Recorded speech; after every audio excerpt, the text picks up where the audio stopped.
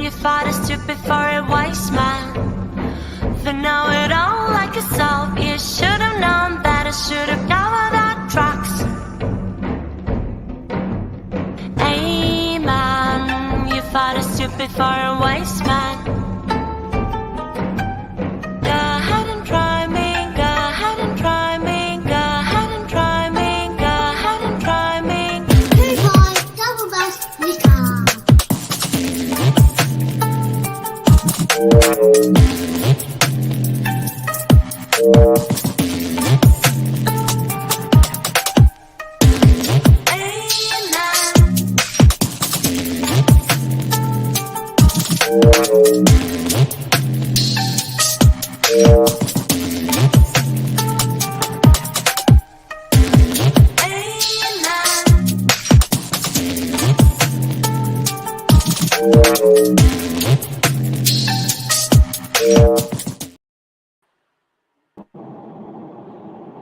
Man, you just catch me wiping something out my eye. My bad.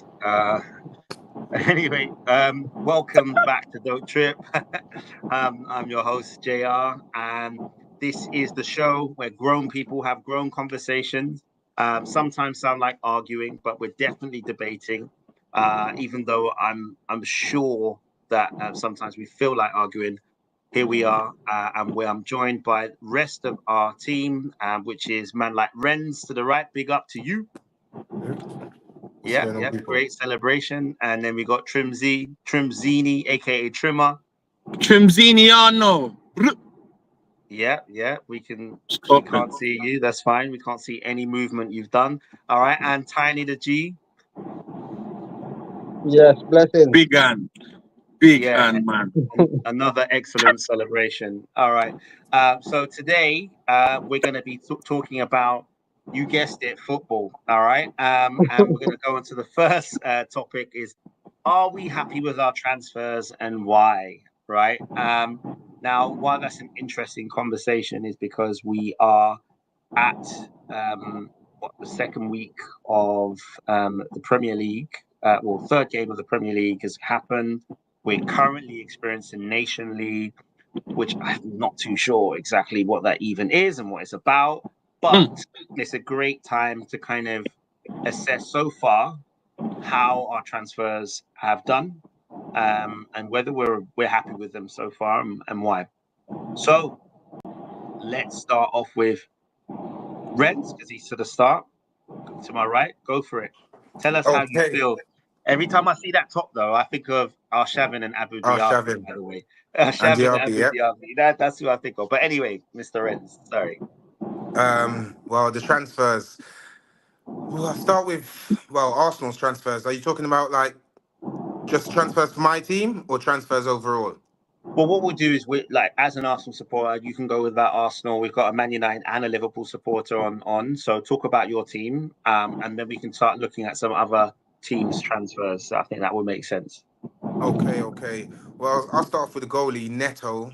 Well, no, we signed Raya. Raya was our first signing this season. And I'm quite happy with that signing. I don't think much needs to be said. Golden Glove last season. Pretty happy with that. Neto. I'm not familiar with Neto, but he's a backup. Let's hope nothing doesn't happen to Raya, because I think it would be a complete downgrade to Ramsdale if Neto had to be used. Going on to Calafiori, he looks really good, but he's injured now, so that's a bit disappointing. Marino, he's injured too, so that is just adding to it. But Raheem Sterling, I can't even express how pleased I am with that loan signing. It won't be too long before I'm on the podcast with my Sterling shirt on. But yeah, no, I'm very, very pleased. I think he can definitely boost our attack. I'm really pleased with that. And other signings, okay, I'll just pick out a couple because we could be here for a little while. I'll go to Ivan Toney. I think that was a good signing I'm not sure where he went, but he's gone Saudi. But I'm not sure of the club's name. But that's good for Tony, man. Seriously, like some serious generational wealth coming in for his family. Good for him, man. I'm happy for him. That was a good signing for them. Brentford got their money. What other signings? Xerxes. I'm looking to see what Xerxes can do this season alongside Hoyland. I think that's an interesting signing, and I'll choose one from Chelsea. Sancho. I don't understand that transfer at all. I genuinely don't understand it whatsoever. I really would like to gain understanding from that because you gave up Sterling for Sancho. But yeah, that's me and my take on transfers. All right, cool. Well, Big up. He needs to mention a Man United man. So there you go first. But like the last few seasons that's been happening, Man United signed a few players, and them same players seem to get injured. So yeah, I'll still to be seen. I'm very optimistic about their signings.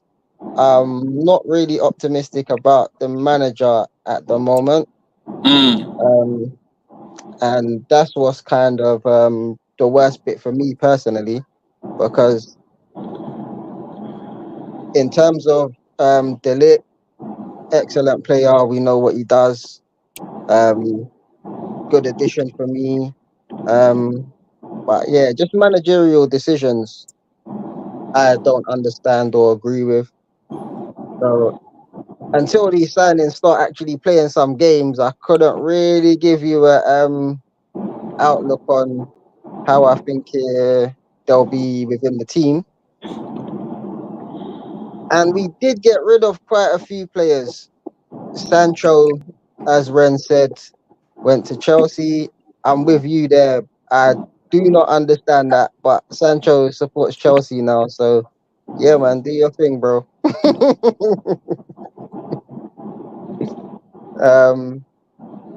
Yeah, McTominay's gone now.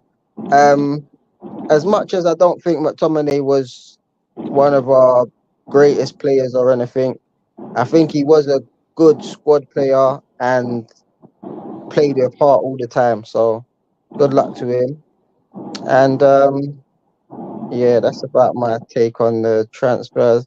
Casemiro, we finally have a replacement. He should have gone as well. I don't know, like one season, cool. But why all now we still got Casemiro? No legs and all of that stuff. But what's his name? I think it's Ugarte or something like that. He looks like a very good addition. And ain't he injured though? I'm not sure about that. Someone sent me a clip of Did you see it? It's wild. International, but I think that was in June. So you think that was his what? No, I think that was in June. Oh right, that wasn't yeah. That was a previous injury. So and they still bought him. Wow, heavy. No, I don't think he was injured. I think he's been playing. Yeah, nothing came out of it. Calm. Yeah, so I don't think that's anything to worry about. But who knows? He might go to training and defend the fall on his arm or something. Don't say mad things, bro. Man, stop saying mad things, bro. Alright? I'm not saying that. I'm letting man speak. Go on. Finish what you're saying. Maybe they'll go to a match and win a game and collect 3 points. Oh no, we don't do them things there.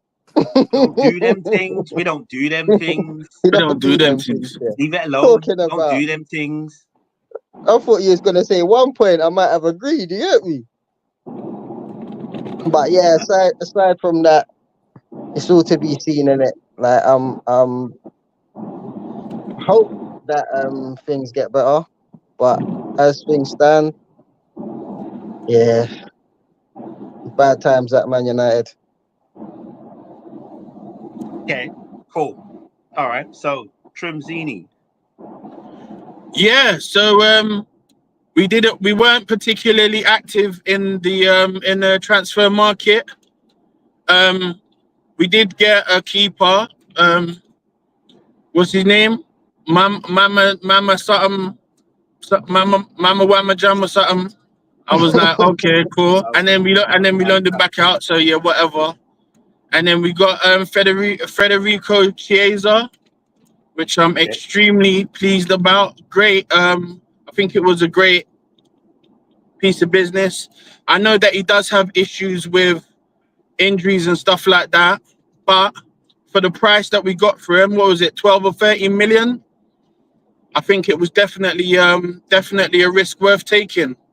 So, but apart from that, we did have some departees.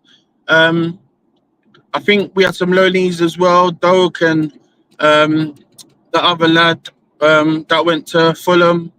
So, yeah, man, I'm pleased at the end of the day. I'm happy with things how they are.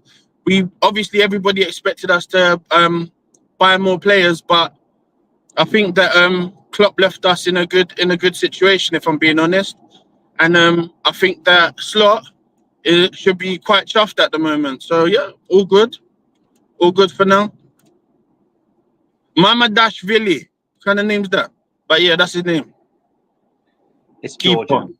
It's Georgian. Yeah. Man's from Georgia, Atlanta. Sounds very Georgian, to be honest. Yeah, but Mama Dash. Madashvili. Okay, cool. So Dash Willie. I beg your pardon. Nothing. I don't know what just happened there, but I would like it to never happen again. Technicals. If you could promise it never happens again, thank you very much. Appreciate it. So one thing I would say is like if we're looking at the transfers as a whole, I think so. Obviously, as an Arsenal man, I think one of the key things that is spelling out how we want this season to go is we bought in principle three goalkeepers at Arsenal, right? We got two youngsters, so Lucas Nygaard and Charlie Stepford and Raya, right? In principle, we got three goalkeepers, and we got another defender. We didn't let a defender go, so Kirill was definitely someone that has been linked with moves away. And we didn't let him go. We kept him, right? We got rid of some attackers. Like we got rid of, we loaned out Nelson. We sold ESR and also Smith Rowe. We sold Eddie Nketiah. So it feels like there is room for refresh in the attack, and he added Raheem Sterling. But it feels like there's a refreshment in the attack coming. He added Marino, who's more of an 8, so another refreshing in the attack, which tells us that he's shoring up the defense and kind of refreshing the attack, which is interesting. And in reference to some of the signings, people that are mentioned, like Sancho, I think that's a very strategic signing from Chelsea. And what I mean by that is they just wanted to go like for like and just get another English player. That's what I mean. They get another young English player who they can see do okay. So as an example, if Sancho does well, he's young enough that his value can go up from 25 million, which is I think what you're gonna the option to buy or the obligation to buy, to 40 million. Like he could reach those heights. So realistically, he just needs one decent season and they kind of make their money back. So for some aspects, it's a good deal. And I would say it doesn't make sense from you saying that, oh, we're going to reduce our salary, reduce our thing for PSR, but you've taken one player on 300k and paid part of his and then taken another player on 200k or something like that and paying part of his as well. It doesn't necessarily make sense from that aspect, but I think the bigger picture kind of makes sense when I look at it from that aspect. Casemiro, is a funny one because when he first came, Man United fans thought they'd sign Jesus because it was like we've just signed the best person to ever Sorry, play football. can you clarify the Jesus? Because is it Jesus of Nazareth? Because we already got Jesus at Arsenal. No, the Jesus of Nazareth, because the way that it was that some Man United fans, I'm not going to say just tiny, but I'm saying the way that some Man United fans were going on is like, wow, we've got Champions League, we're going to do this, we're going to do that. And within about 9 months, it was like, oh, he's too old. Like, and we're like, I don't know what you expected, because actually that's kind of who he was at Real Madrid, but the way that the team played allowed for that. But So I know you called me out on that one, yeah. But for one season, like I said, would have been fine. And that first season was fine for me. okay, 1 second. But we did say in the Yeah. beginning the contract initially was way too long at his age. So you signed him for a deal up to £70 million. So That's a I lot. don't care about money. 10 million It's not add-ons, mine. right? Right? No, not your own pocket. But Man United signed a 30-year-old for £60 million, right? Up to £70 million, right? For one season. You knew you was gonna get a decent one season, but like. No, but we didn't then, sign him for one season. That was I get we that. said that in the beginning. I get that, but you knew you was going to get at least one good season. But if you didn't get a good season at the next season, you've signed a 30 going on 31, someone that is dead in the water. And that's what happened, and that's the problem you're facing now. And I think, like, Definitely. with Chelsea, like, one of the problems they have with their transfer strategy was all around, I need something for now. Like, I need something for, I need to make it happen for now. I'm not thinking about the long term. Whereas Chelsea was the flip side, and they were like, well, we'll keep them forever, so it doesn't really matter if they come good now or later. But actually, like, the finances are both connected. If you don't do well now, you will have to sell people because you're not doing well, or because they're not doing well. If they don't do well now, you won't be able to sell them because you paid so much for them. And I Just think like Sancho. I mean, the difference. Yeah, I mean, that's just like Sancho. How much did Sancho cost? I think it cost about 80 million. Yeah. And the obligation to buy is 23 million. So Sancho the guy spent ain't a played year no out football. on loan. The guy ain't played no football for how long? What do you expect? His Since the value to Champions go League up? final. Since the Champions League final, he hasn't played football. No. But you lot are forgetting that prior to that few months that he played at Dortmund, he wasn't playing no football. No, I'm not disputing that, and We're that's not my not saying that. argument. How long was he at Man United for? Not sure. It's been about 3 years, I think. Okay. Can anyone see what Combs saying? Nah, I think it's No. longer than that. Can anyone see what Combs saying in the No, Okay. I can't see. Something to We're do with live. Casemiro. I can't see it. What Oh, did he he's say? there I to can't he's there to shoot Mainu. Okay. Well, he was there to tutor Mainu before you knew Mainu was going to do the thing that he did. Like, the worst thing is Mainu is Yeah. in principle like the protege, but you're playing him as an 8 essentially, and playing him as a 6. So you're tutoring him to do a role he's not doing. So if you're saying from that aspect that he's helping him and he's guiding him just from an experience perspective, then cool. If you're saying he's going to be a protege in the same role, he's not playing the same role. So, but I get it. I understand why you thought, do you know what? We can get 2 Champions League winners. You tried to get Casemiro, and you got what's the defender's name again? Varane, right? Okay. No, not like that. Lit. Right? Varane, right? So I Varane. get that. But again, like, you bought 2 players at But that point in their career. I think it was just a short-term fix for issues that we had.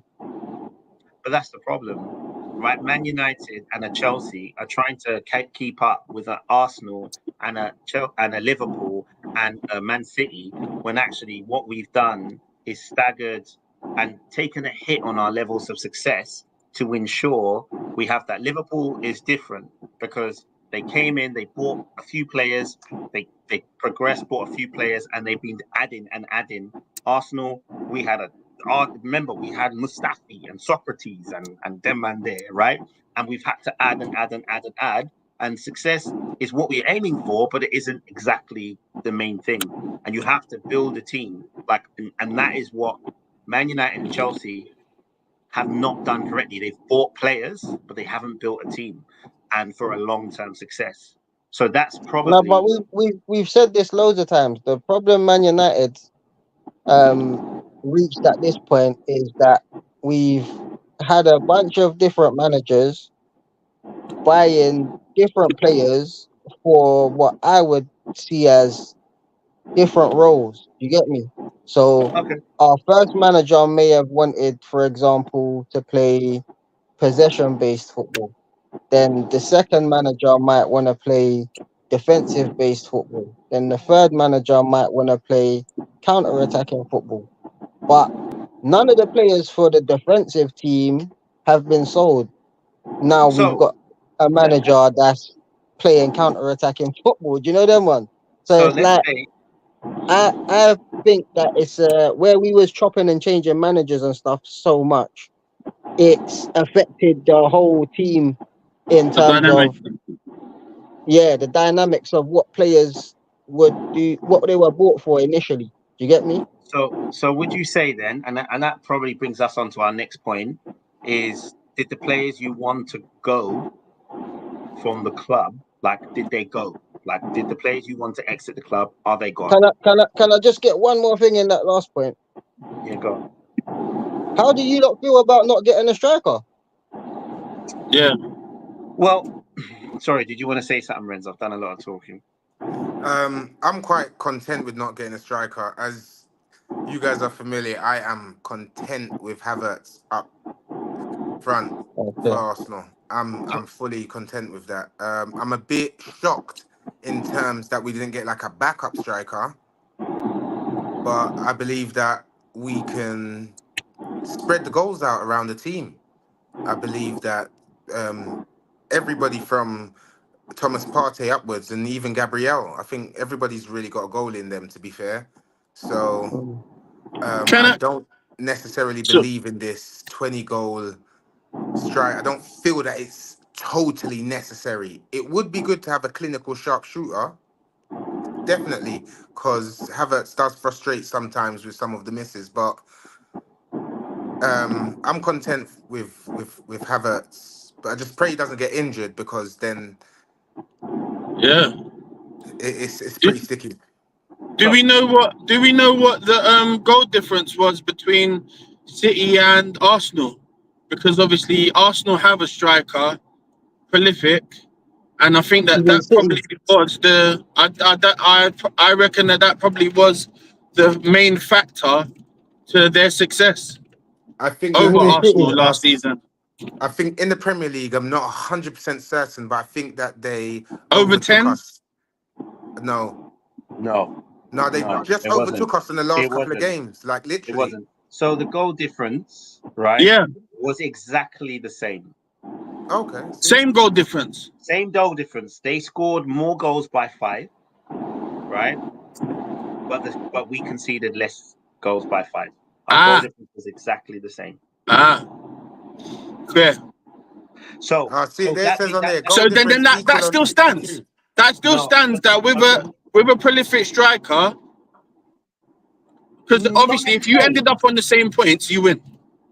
But the thing is, right? The reality is, and this is kind of to follow up with Renz's point, and then on to the next point, right? Is that for me, like I wanted another striker. I'm like, for 2 reasons, right? One, we've sold a striker. We sold Eddie, right?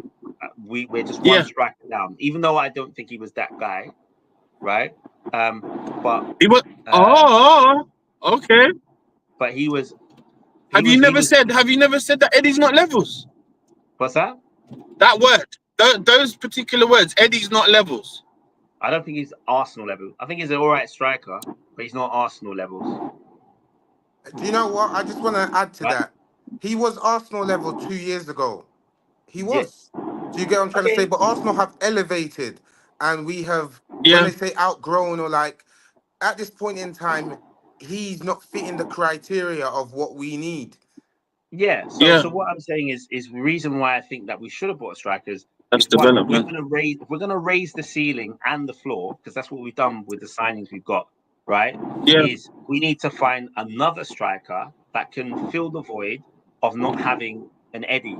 But we want a similar profile, because you can see our profile of transfer is taller Yeah. and athletic in what we do, in the kind of thing they do. So we need that.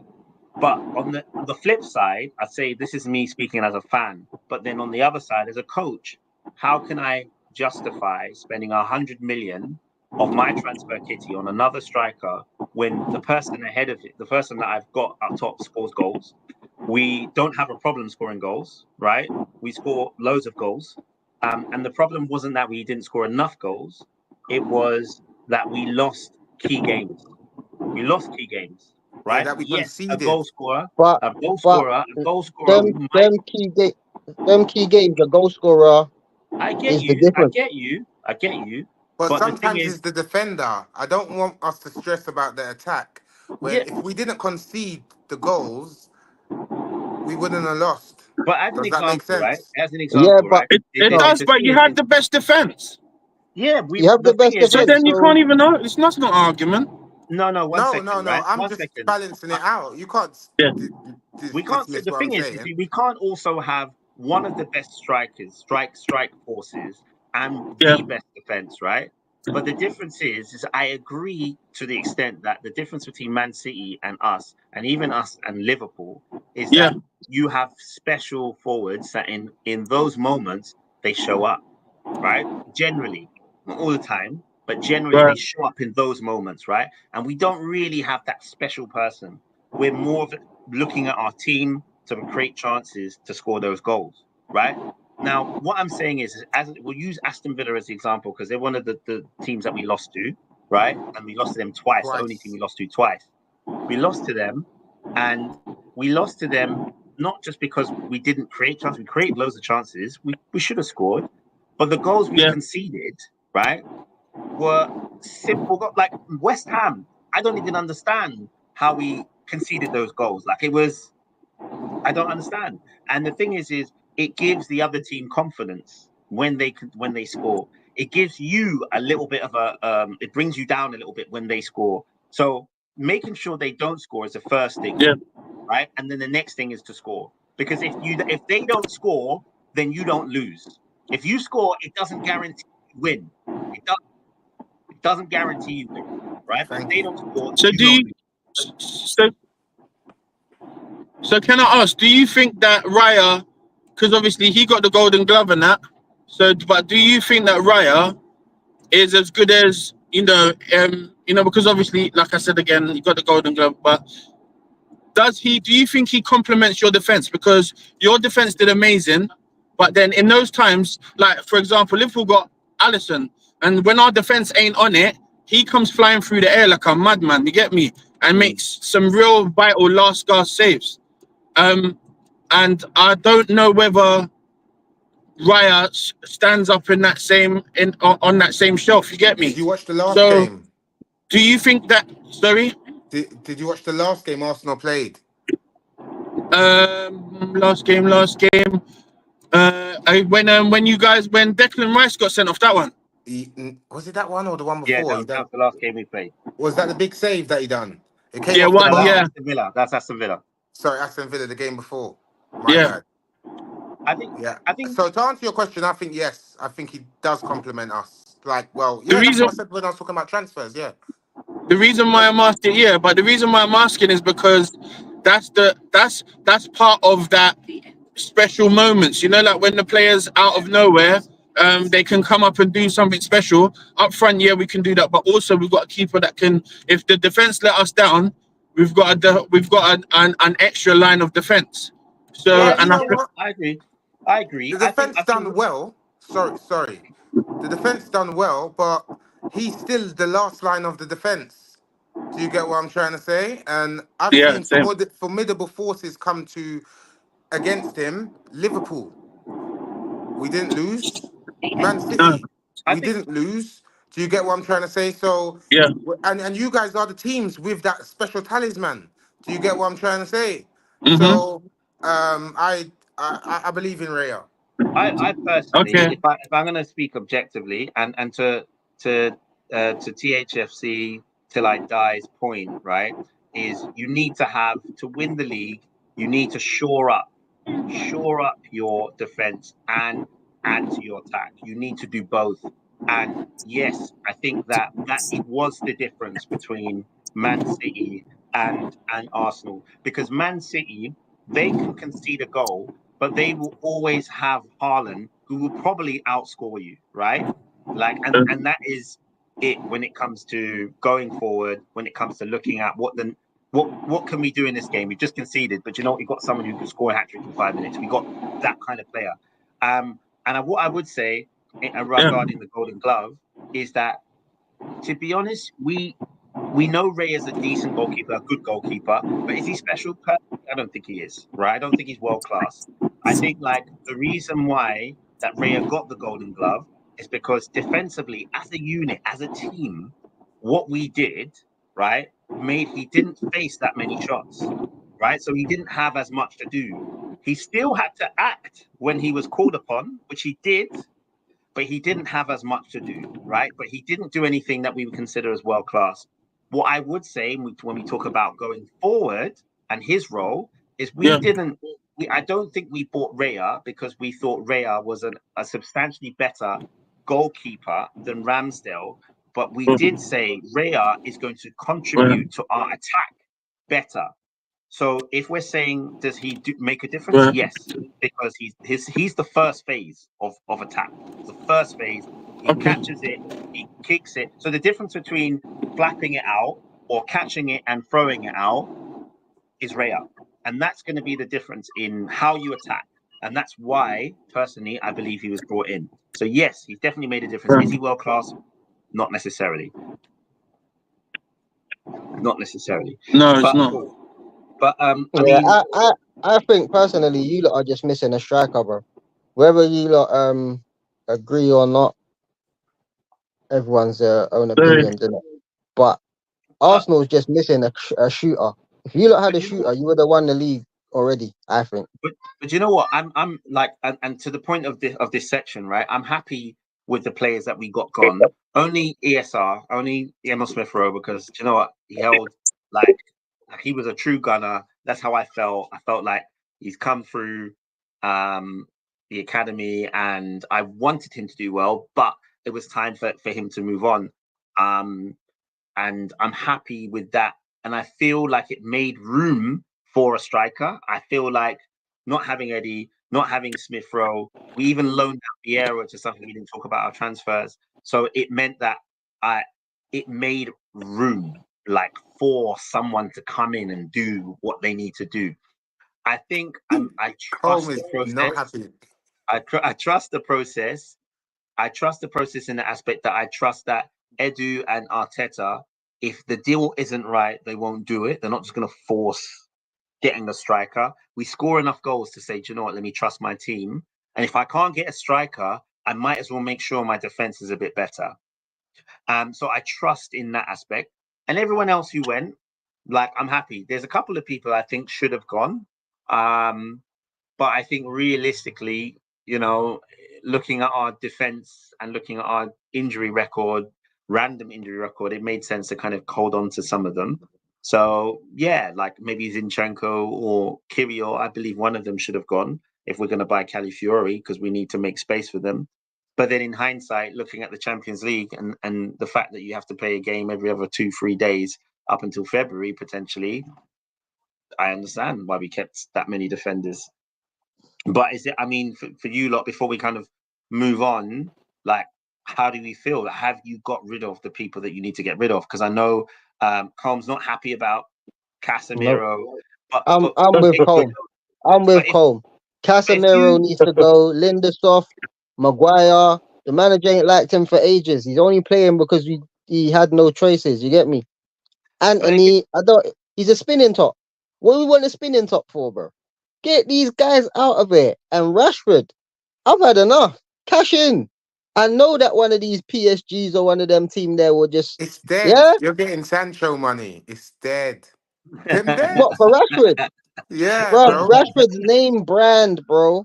Bro, Rashford's brand. do you Don't know we what? will we What will I'm never brand? get light change for Rashford. What I'm brand? really into letting people believe what they want to believe nowadays, for my own peace Man, of mind. But don't get I rid of do not think Casamigos. so. Casamigos. I think Rashford's ceiling price right now is 40 million max. Right now. And I think that's a stretch right now. I think they explored selling Rashford. This is just totally my opinion. But I think they've explored selling I don't Rashford think and realized that they couldn't get what maybe they wanted to get and said they will hold on. Man United make too much money off branding and all of that stuff with Rashford. They're not trying to let him go. Well, I think you also have to remember, right? Is there's numerous factors, like when you think about a squad as a club, right? There are numerous factors why you keep a player or use a player. Like one is how does that help with our brand as a club? How does that impact different things like do we have enough like homegrown quota? The way they play, what it means to the squad, how does it disrupt the squad that someone else or someone of that impact leaves? And I think we have to remember is Rashford is essentially Man United. He is what the longest serving player in the current squad, and he is Man U. He's played. He's come through the academy. He's Man U. He's the only person that you could say you've seen him from start to finish. Getting rid of that person is bigger than just simply replacing for a Yeah, yeah, better player. definitely, So Sorry, one that's sec. why. definitely agree. What about Scott McTominay? So Scott McTominay wasn't He's gone. respected like Rashford, so it doesn't matter. Okay. So Scott McTominay, McSauce, aka McSauce, yeah, or McFred McMayo. when Fred was there, right? He is a different person because one, he's not English, right? And two, he's not True, had a 30 true. goal season. He's not he's scored in important games, but he's not that guy. He's never been that guy. So you're saying that he's Man United's Trossard? No, not even that. He's more El Neni, to be honest. I think he's more like a player that has been a good He, servant he, and he's just like another Darren Fletcher. I don't know why you're trying to compare Arsenal players. He's Man United. Darren Fletcher Darren was a Fletcher. good squad player.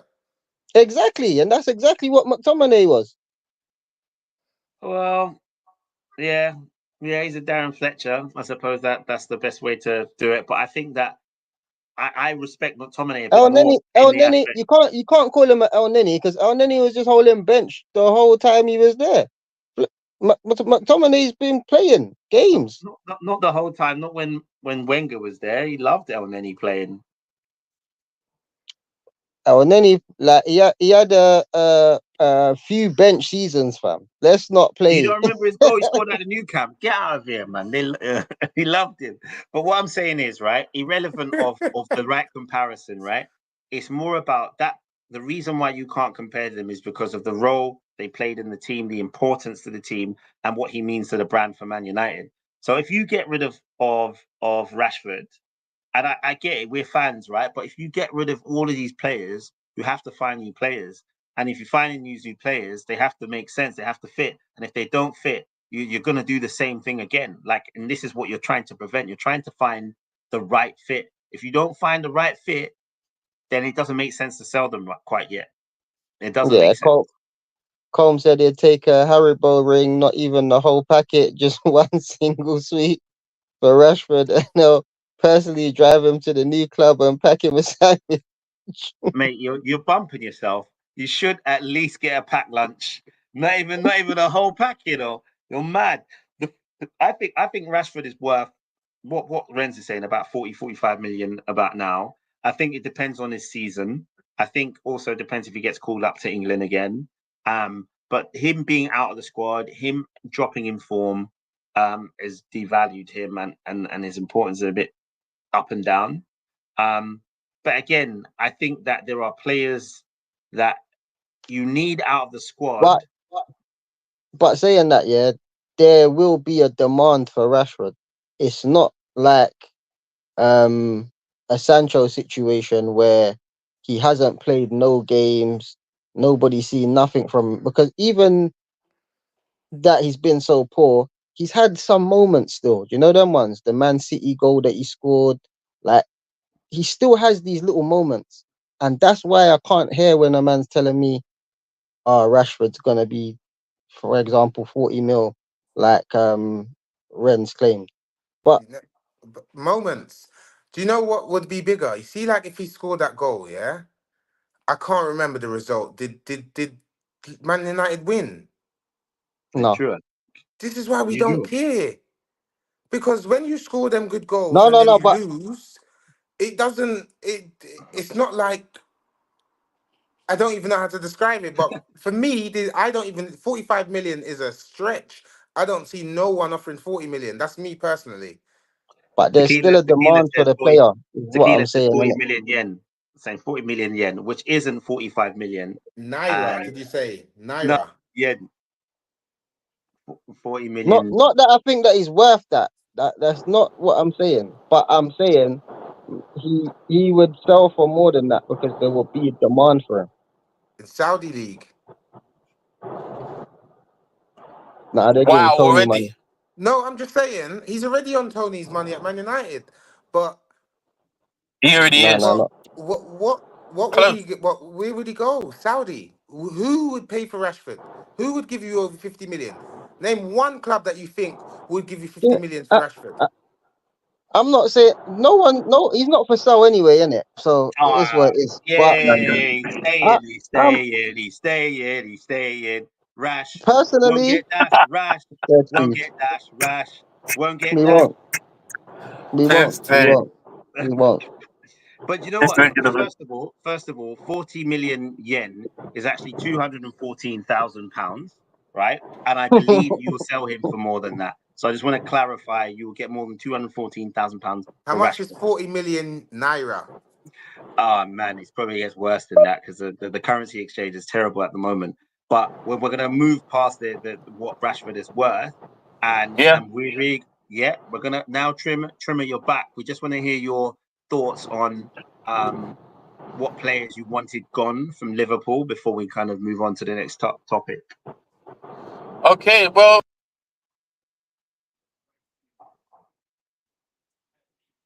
That's brilliant. Yeah, I agree. Okay, he's got what he wanted. Yeah, yeah, I'm with you. Yeah, we hear nothing from Yeah.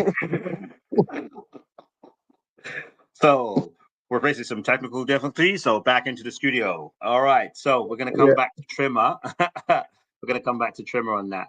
So the next topic we're going to focus on is the winners and losers for the last week or the last 10 days, right? So as we know, the last week has been Nations League, whatever that means. Still don't understand. Is that like some version of like European Super League? That's what it kind of sounds like to me, but I don't know what his point is. But What do they get um, from winning this? Like, would you get like European qualification or something? Qualification for the Euros or something? Like, what is I this? actually don't know. That's what it is. That's Yeah, really it's another qualifications basically But they to still got qualifiers.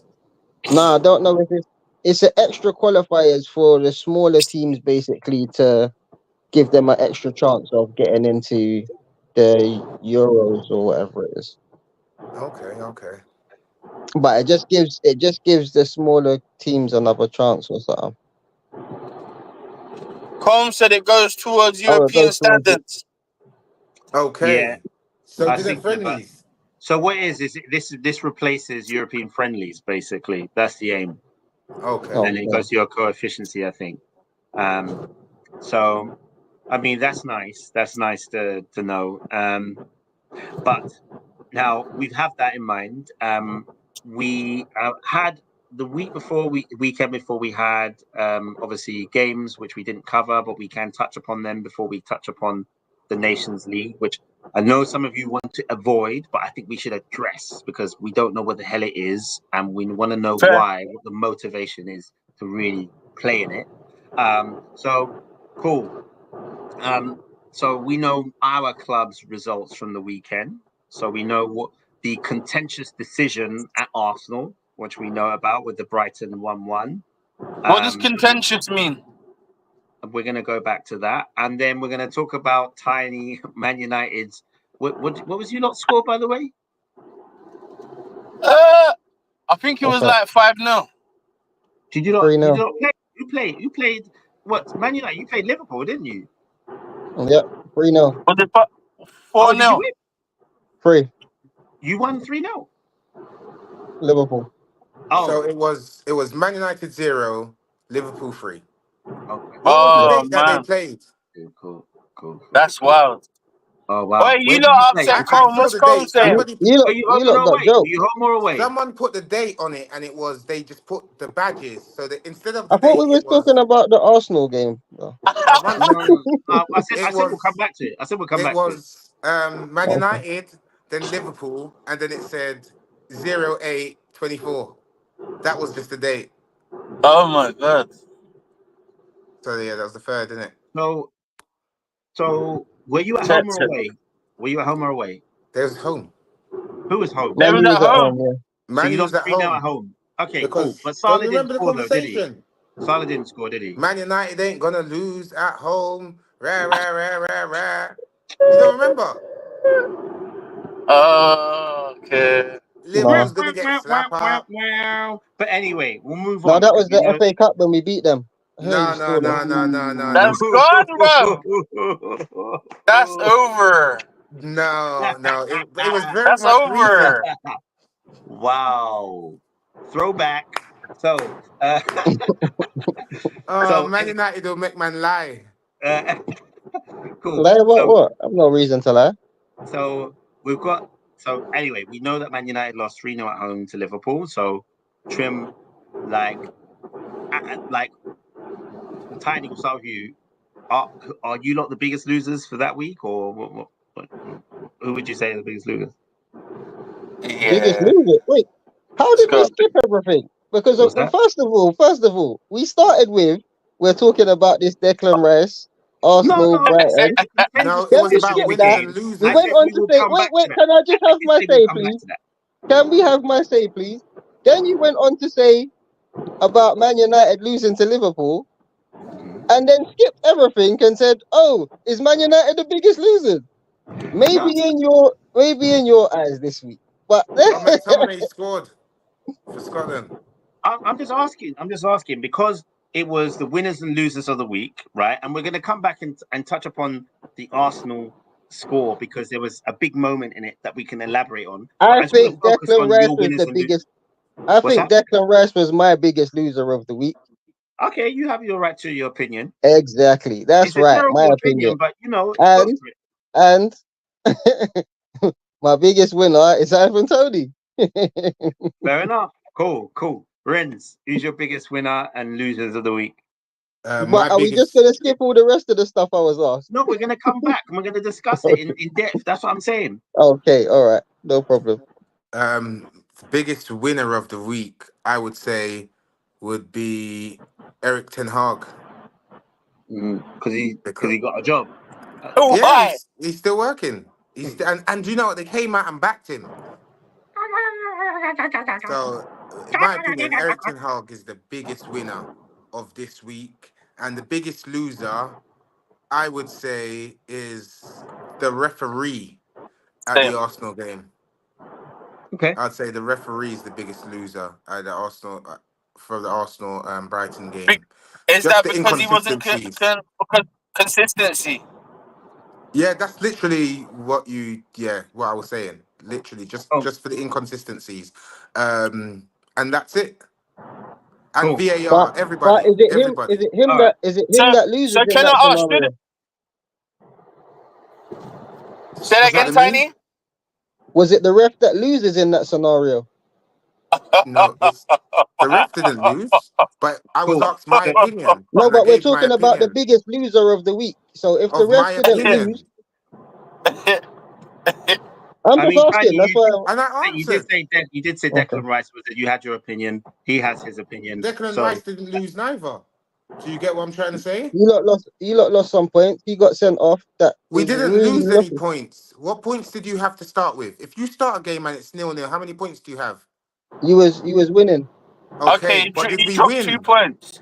We You didn't was drop two winning, points. and How can you drop 2 points if you didn't no, get but them? that's just my opinion. Potentially, you could have okay, won 3. let me say my winners and Okay, so losers, and how we're did gonna we come back drop to two this. points? Let's come back to that game, right? Because Okay, prior so to my the red winners. card, you was in the driving seat to get 3 points. You But was who winning the said we game. wouldn't have drew anyway? I can't predict That's stuff why I'm that saying we didn't didn't happen. drop 2 points. Okay, you didn't drop Okay, 2 cool. points. You All just right. lost the player. Yeah. Yeah. Okay, cool. So But my winners. can I ask, do you think that the ref was right for sending him off? We're gonna come to that. Me personally, I don't think so. Okay. But that's a piece of it. That's a piece of it, as I Okay. said, like All right. with the We're gonna come to consistency. it. We're gonna come to it. We're gonna come to it. I'm gonna say my winners and losers before we get Sorry. onto that. Is that all right? Gracias. Okay, cool. So my biggest losers, the obvious answer would have been Man United, but actually the biggest losers for the week were Everton because you were 2-0 Ouch. up until Yeah. 87th minute and still managed to lose 3-2.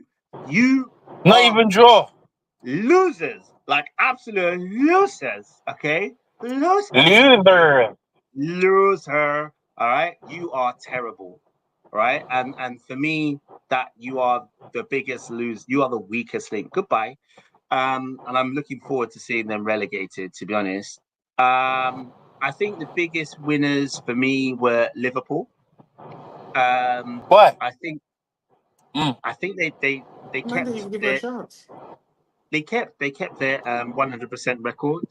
They looked comfortable. They looked like whatever philosophy that Arne Slot. It was his first real test of a game, and it feels like they overcome it, right? And as much as Liverpool have had some good results against Man United, they're still a big team. They're still a big rival, and I feel like I've got to respect Liverpool for overcoming that comfortably.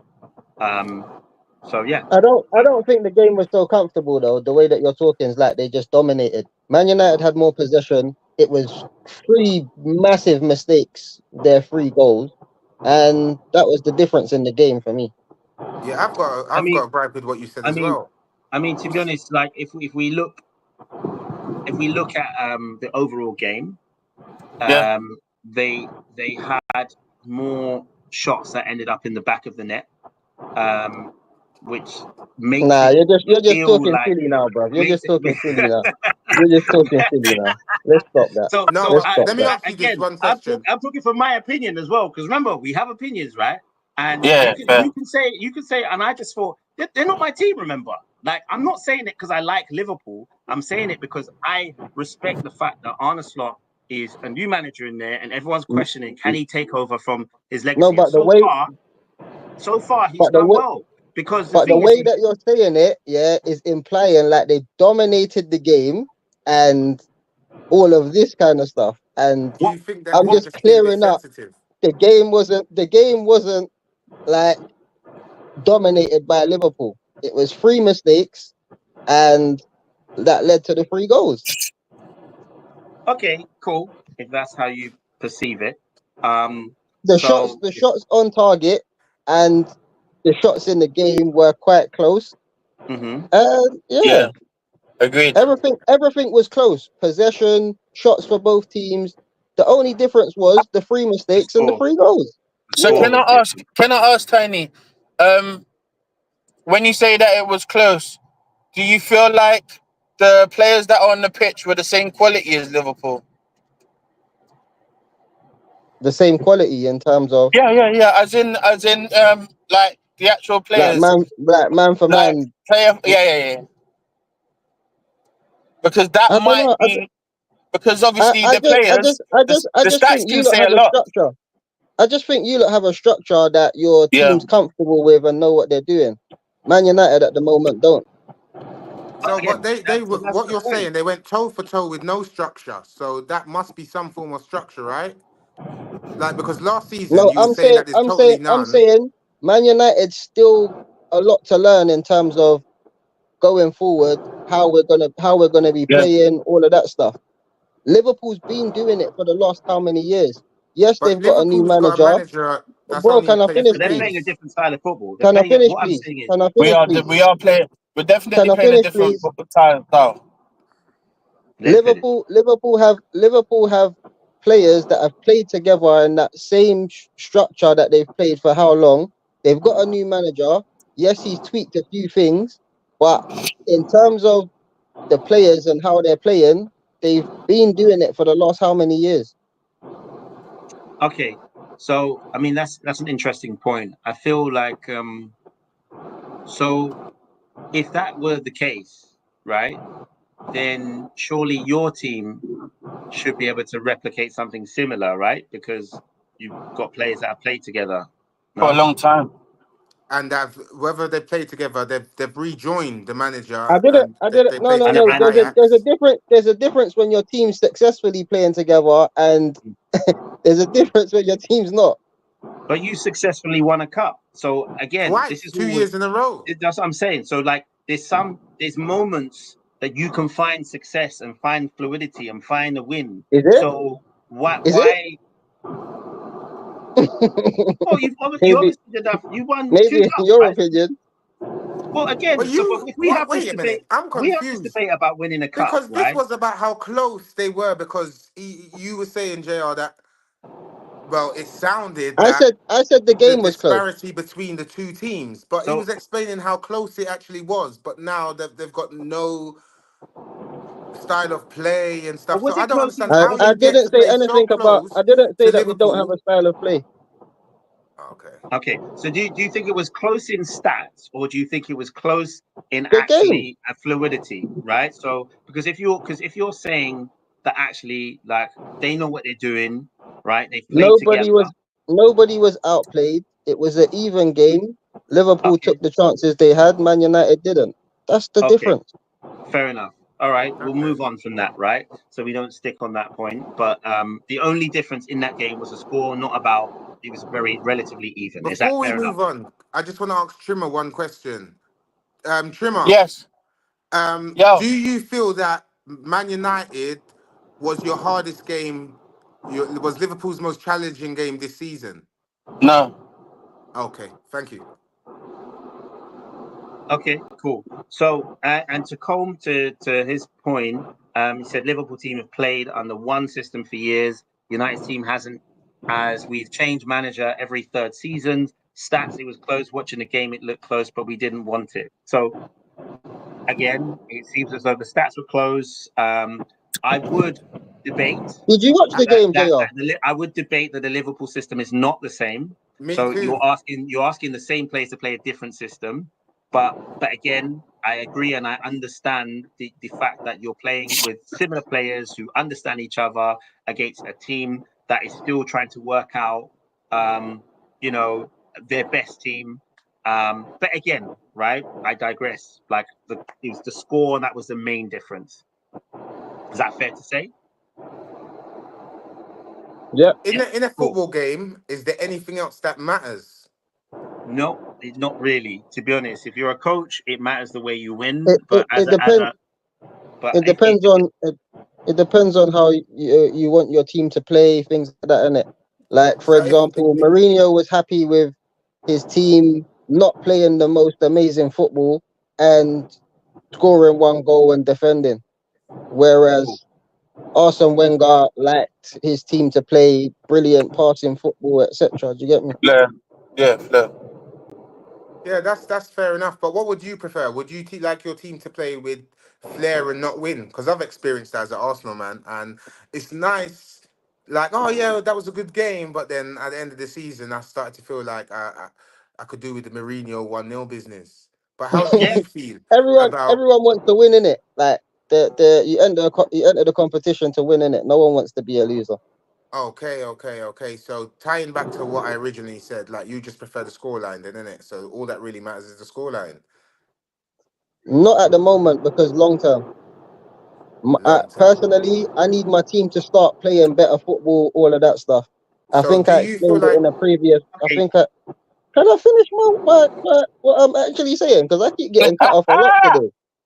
you've been cutting people off? But go on. But I think there's a lot of work to do at Man United, in it, and going forward for the long term, I want to see my team actually playing well before the winning and all of that stuff matters for me at the What moment. So, what but does if that you take? start to play well and then you still lose, then Okay. what do you get out of that? So, lads, why the reason I want to interject is we've ended up spending a lot of time talking about Man United, right? Oh my And god. right? Yeah. So Yeah. we don't want to make this about Man United. We was meant to move on to the next subject. We still haven't kind of addressed the conversation with the Arsenal 1-1. But if anyone has any closing thoughts, please let's just say them now, and then we can move on. Yeah, Does I'm alright. anybody? Can I ask everybody in the group? Do you think that was Liverpool's best game No. this season? Oh wait, are you asking? Yes, I'm asking everyone. If you watch, No. I was gonna ask when you say best game, like is that like their best performance? Is that what you're best asking? performance, like they okay. So they scored a lot of goals, but it was that did they play? Did they play their like like watching their performance? Do you think that the style and what they did? Do you think that was their best game out of out of the three? I think it's the best result. I think they could Yeah. probably. There's another gear to them. I think, like Yeah, Cole best was saying. result. Yeah, I I think agree. there's But another not. gear to them. But we So said for me, but that's what I'm saying, and that's kind of my initial point was Liverpool weren't. They didn't look like they were fully firing, but they did well to get I those don't goals. think we played that Whereas, well. whereas, Yeah, whereas I think Man United were trying, but then when the goal conceded, it felt like they fell off, and then they were just doing what they needed to. But then you know what I mean? Like that's what it kind of felt like to me. cool.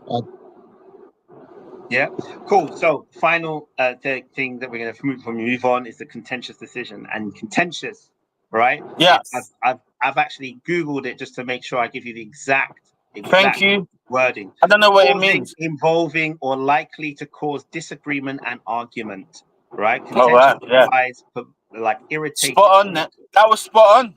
Exactly. So the reason why it's contentious is because Arsenal won 1-1. Arsenal drew 1-1, right? Yeah, But Arsenal were 1-0 when a decision to send Declan Rice happened, which sent shockwaves through the footballing world.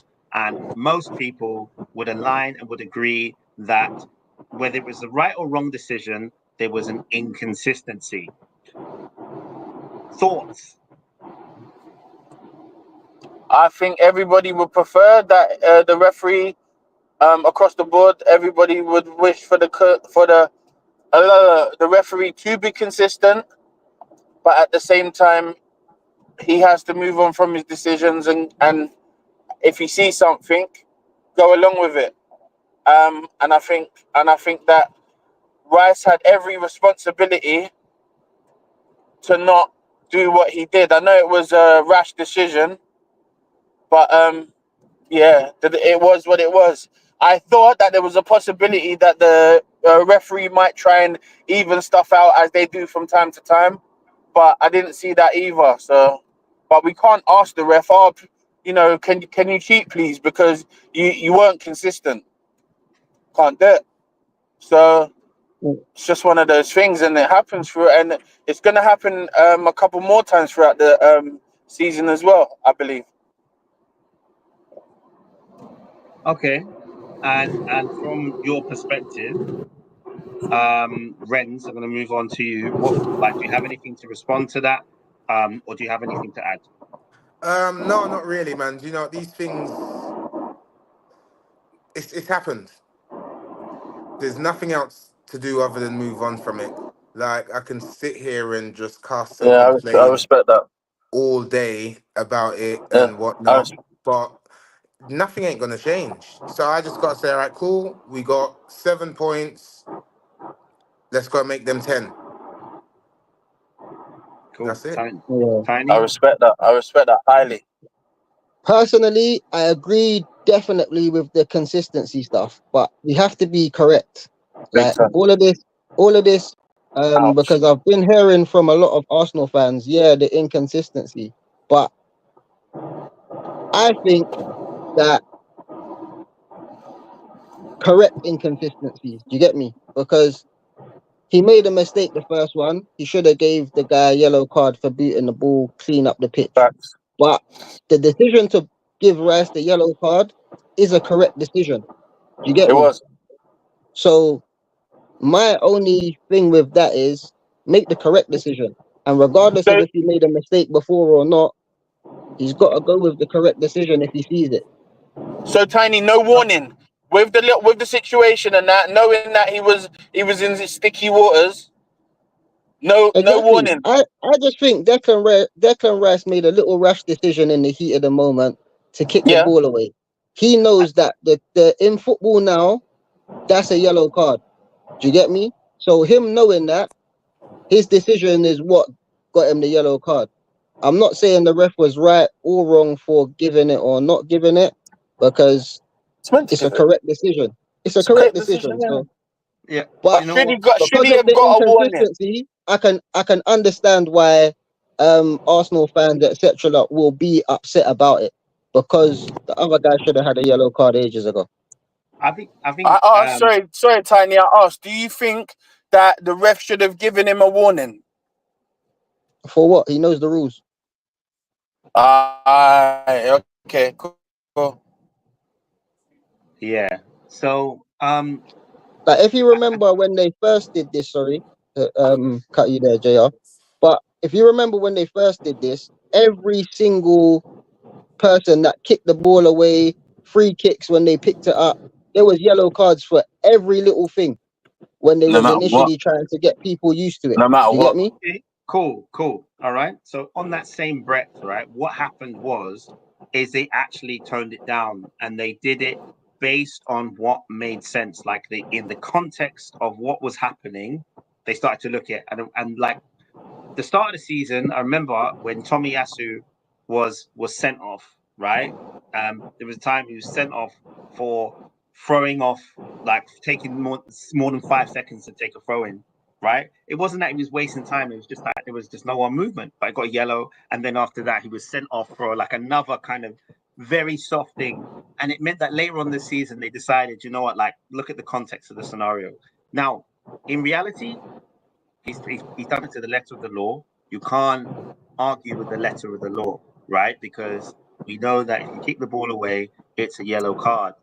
But in practice, the ref knows he's on a yellow. The ref knows this decision will change the game. The ref can see that the ball's come from behind him and he's knocked it, not very far, but to the side.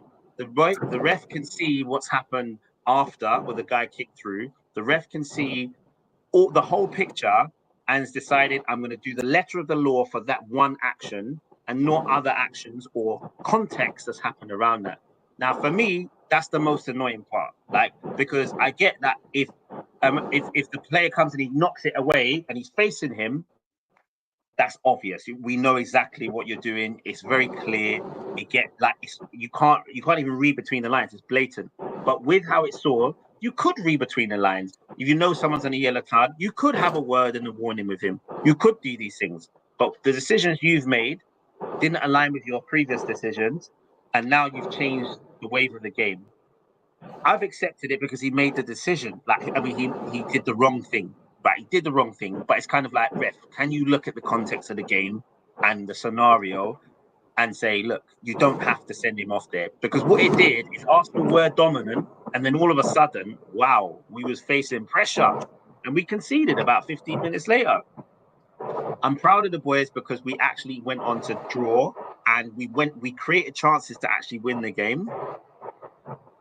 But I'm not going to sit here and keep going on about the things that might be labeled as poor refereeing, because we've been here every season talking about inconsistent decisions and VAR and all these other things. So it is what it is. And if I was the coach, I'd be like, look, there are poor decisions. I don't believe you should have, but you know the game. You know the laws. There's not much more I can say about that. But the funny thing is well, Arsenal had a few chances afterwards as well, isn't it? Well, yeah, we did. But I'm waiting for a decision like this to happen to someone else, and for them to say, "Oh no, it's the letter of the law, man. That's what the refs are meant to do. Go on."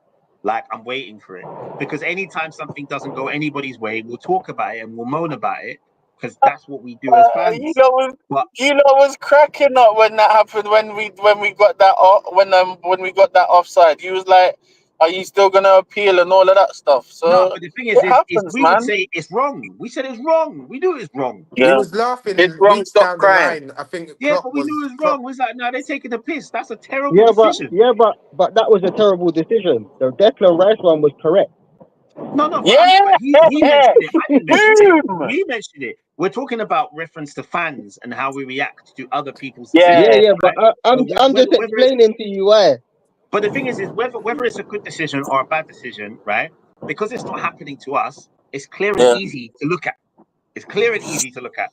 When the thing is like when that thing happened to Liverpool last season, when you got a kick, was it McAllister got a kick to the chest by Doku, and you're like, that was wild.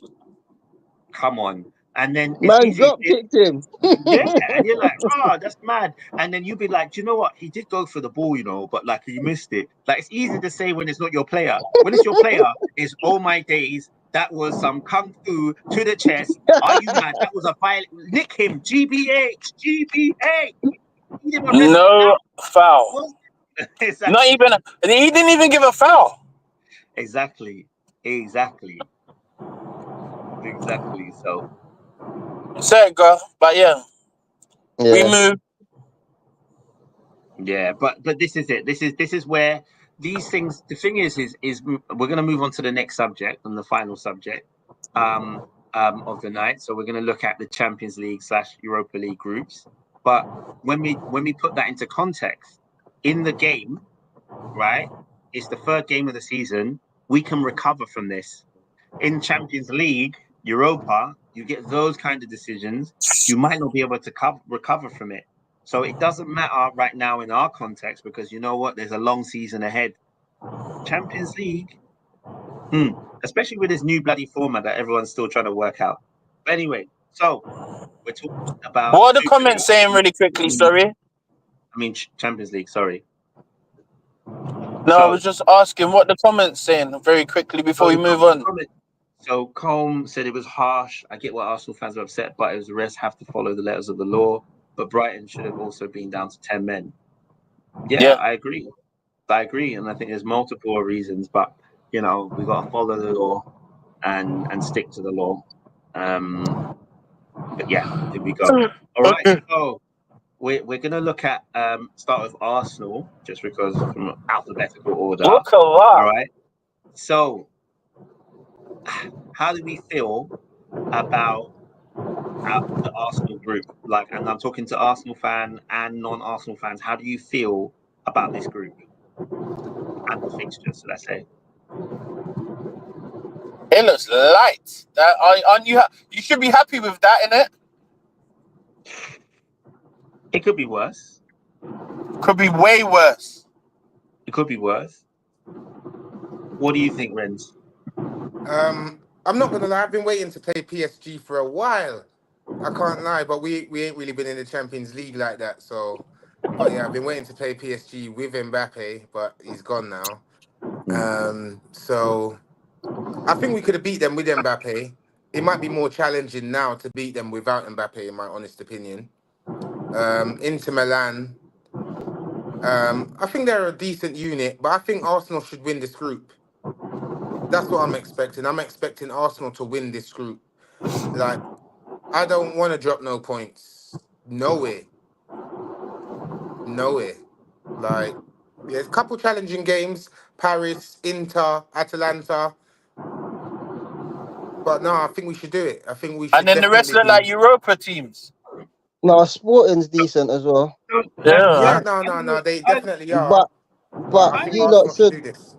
Yeah, definitely. Like, you lot, like, I listen. For me personally, I'm looking at that thinking Paris Saint-Germain, right?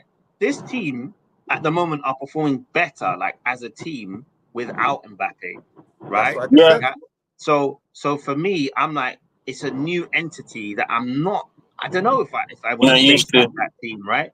They got Neves, right? Barcolo is going on a mad thing at the moment, and the way that they're playing is making me think. Actually, I don't know what to expect. They could surprise us.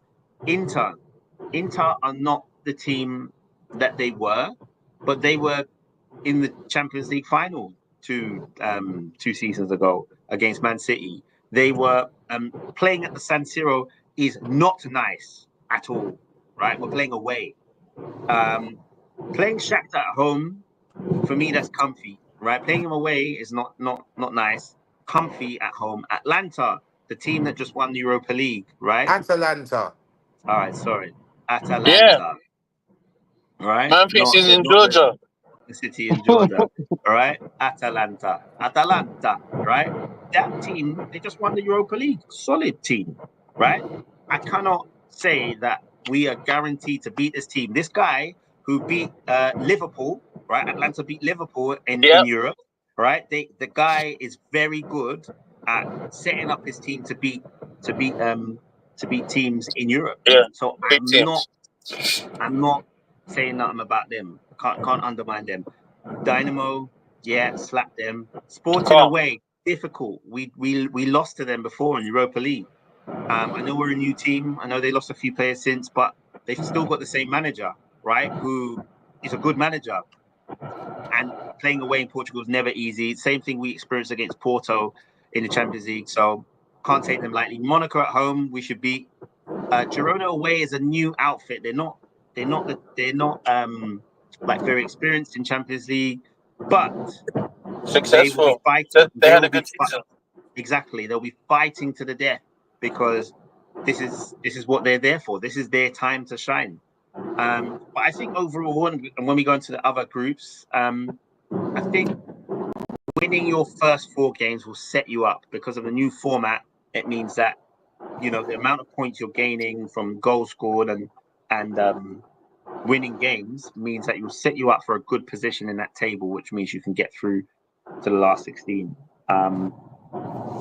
But yeah, what is it? And Does maybe anyone else? rest some players with these 100 games, bro. Well, that's it. That's why Arsenal have 19 defenders. But yeah, Wow. so I'm joking. But we do have 7 players that can play centre back or full back, which is really cool. So it could be a lot of rotation. But yeah, so if we go into the next group, Liverpool. Vapor, can you pattern this for me? Because I can't see. Okay, cool. So in your group, you have Real Madrid at home. You have RB Leipzig away. You have Leverkusen at home.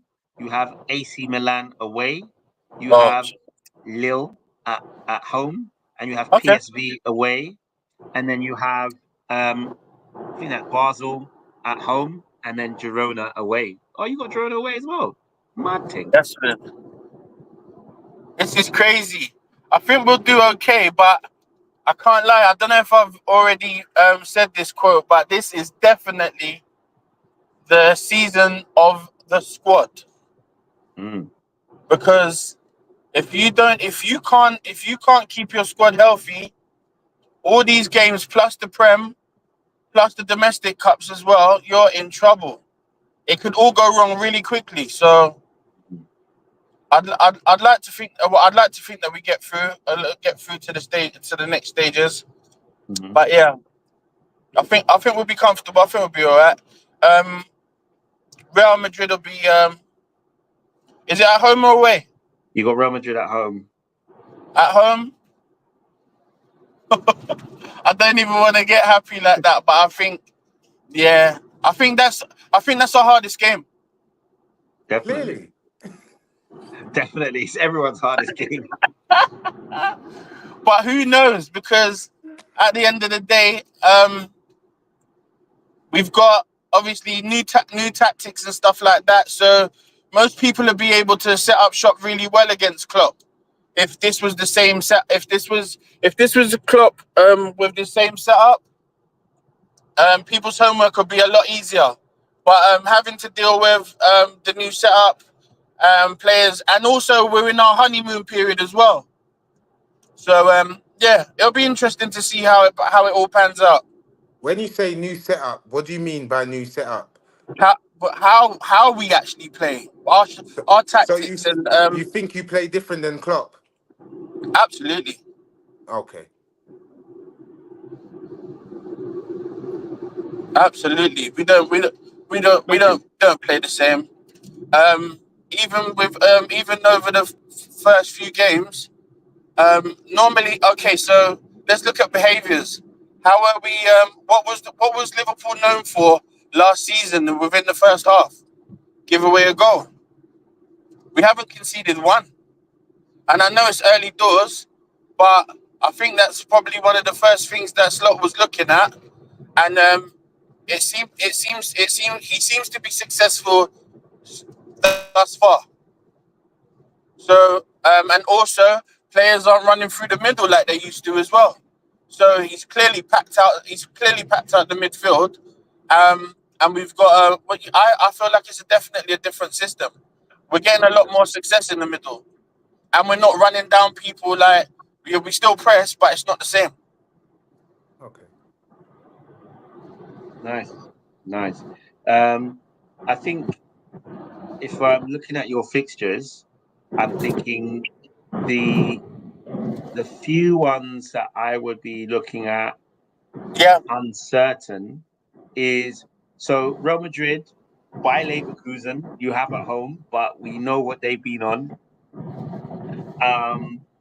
I'd look at maybe AC Milan away. AC Milan and AC Leipzig. Milan Dead. away, AC like Milan lost me bare money this season already. Dead in the wars. Because they're gonna get yeah, slapped by but Liverpool. but but but Slapped. this is Champions League, and you know that Slapped. Champions Listen, League is this is recording. Slapped. 3-0. cool. Easy. All right, cool. Well, we'll come back to that, right? But we don't know what to expect at the San Siro. RP Leipzig are a team that their quality comes through. Sometimes we see it. Openda's having a good season at the moment, so it comes through. I'd say a curveball, two curveballs. I would say would be Bologna and Girona. I think it's Bologna's first Champions League for however long or whatever. But I think their manager, is it Motta, will actually provide a very different way of approaching things. Like you won't know how to deal with teams that you've never really had to face or had to deal with. I think there might be a couple. Girona had a really good season last season as well. Exactly, and Girona again, like, which is strange. So Girona is that saying that that's Liverpool's last game? I think Girona's No, Arsenal's the last game. fixtures, the schedule hasn't gone out. That's just the Oh, groups. okay. There's no the fixtures ain't been released yet. Oh, I've just seen the fixtures actually. Not the fixtures, the timetable of it, or it wasn't done on the same day. Yeah, no, it's been out. They've got on the 10th. They got Girona 10th of December. Okay. Yeah, I just seen it, but it wasn't the same day. You're right. But I've just gone onto the Champions League website, and Liverpool are playing Girona on the 10th of December. They've Do you got know what Liverpool. fixture that is? It is 1, 2, 3, 4, 5, 6. There's 6 fixture. Okay. Yeah. So who do they play first? Sorry, I just don't First, know. they have Milan away. Okay. Which is very soon. Next week. Oh god. Or 9 days away. Okay. Yeah, after the international break, innit? Yeah, 9 days away. But yeah, so I think as well what plays a part in this old Champions League thing is not just the teams you're playing, but when you play them. Ideally, you want to play the rubbish one straight away. Like, just get your points up and say, yeah, I'm good. But looking at Liverpool's fixture, they got Milan at home, or they got Milan away, then they've got Bologna at home, and then they've got Leipzig away. and they got Leverkusen at home. So yeah, that's not too bad because then the next game is Real Madrid, and that's going to be the game. So if you can get the wins prior to that, then facing Real Madrid, you can be a bit more calm about it. Yep, I agree. Cool. All Oh right. wow. So we'll move on to Man United's Champions League fixtures. Europa, you mean? Oh, my bad. Europa League, you mean? banter. So cool. So to be honest, I'm looking at this group, and there's no reason why you shouldn't win every single game. Bodo Tell me Glimt. otherwise, Tiny, please. Well, I don't know if this Man United team. I don't know, bro. I don't No, know. we're I not don't know. having that. No, Oh shit. I'm not having that. Porto should be Porto probably about the only team that we should have any real problems with. Mm. Everyone else we should beat. But saying that, Man United don't beat teams that we should beat. So Yeah, I'm quite happy with that fixture because last year there were Man United fans. I'm not saying you, Tiny, but there were Man United fans that said, "Oh, what you lot can't beat Porto? What's going on? You can't beat Porto. You need to beat Porto if you want to be Champions League pedigree." And Mm. now you've got the chance to say, "Well, boy, don't slip up to Porto because I'm gonna be reporting back to them people and reminding them of what they were saying." I, I I wouldn't wasn't I even be wasn't too one of them fast. people. I No, wasn't I'm not one of them saying you. people for I'm not one. saying you. But I'm just saying in general, that's probably the best team out of Yeah. the fixtures that we have, and it's away as well. So I mean, to be honest, Rangers is almost like a banker for like you're gonna win that game. Like I'm looking at Rangers and I'm thinking whoever plays Rangers is thinking, oh well, this is where we get our goal tally up, get our goal difference up. Yeah, that's where we get our goal difference up, boy. So yeah, but Man United, your first game is against FC20. yeah, delve into the unknown. Yeah. But now I think to in terms of all of these teams, Man United should be able to beat all of them. Whether we perform on the day is to be seen, but I'm expecting us to cruise through this stage of Europa. Yeah, definitely. Like to be honest, if we look at Europa as a whole, and if we look at all the teams that are in Europa, I think Man United have a good chance of winning it. Yeah, definitely. I think so. I think this is going to be their third trophy in the third year for Ten Hag. I And was have a good thinking about chance of it. winning it.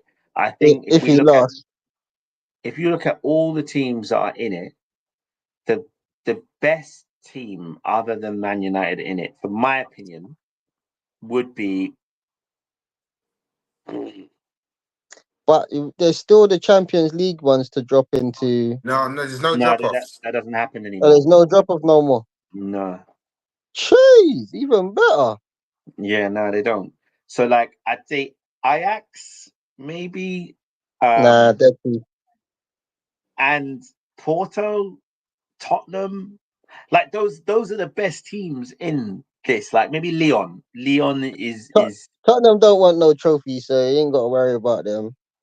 yeah, but I'm saying like Tottenham are the type of team that they could beat you in like a fixture, but they won't win anything. I'm just saying like they Yeah, but they don't want the trophy, so they might just dip who out. says that?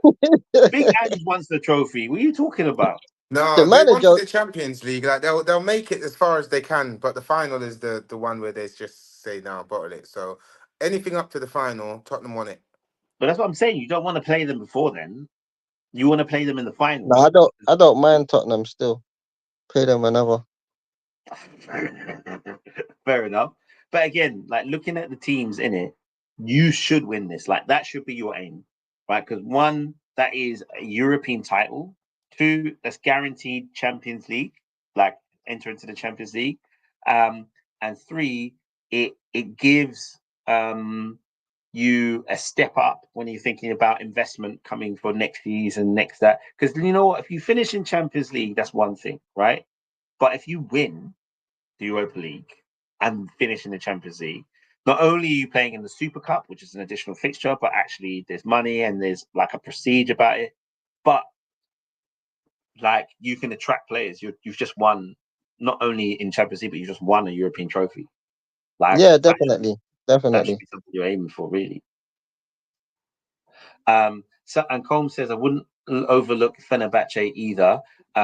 I definitely will. I will not be thinking Fenerbahce as the team to win the Europa League. I think that they've added some new players, and I think Turkish football has taken a new turn because of the kind of players that they're inviting across and they're managing to sign. Brilliant. I think you've said that because of, if I'm correct, so I know that they've signed a few players, and because they have Jose Mourinho, I think that's what I was saying. So that's the reason why we shouldn't overlook Fenerbahce. But it's Fenerbahce, bro. I'm not like Turkish Yeah, teams outside of Turkey are not elite. Like they crumble. Personally, I don't really see it. But here's Jose Mourinho at the helm. But anyway, any final thoughts on your group and your UEFA Europa League chances? yeah, we got very good chance to win. And yeah, I think we should breeze through this group and deal with the knockout stages, innit? But personally, I don't think the teams are as good as Man United. Um, Do you and think they're yeah, not as that's good that. as Man United or as good as the brand of Man United? Because sometimes I think even myself, I get caught up and say, "Oh, Man United," like. But then when you Nah, really nah, look not at how they're playing, like they're just yeah. nah. I think Man United's been started this season playing a bit better than they have been from last season and previous season. And I just don't think that the teams in Europa should trouble Man United too much. But like we say, performance is on the day, and it Yeah, depending these on teams what are Man rubbish, United turn bro. up. These teams are rubbish. But the most interesting fixture is Fenerbahce away. Not because I think they'll win it, but Jose against Man United. Um, Mm. that'll be an Jose is interesting. definitely gonna want to win.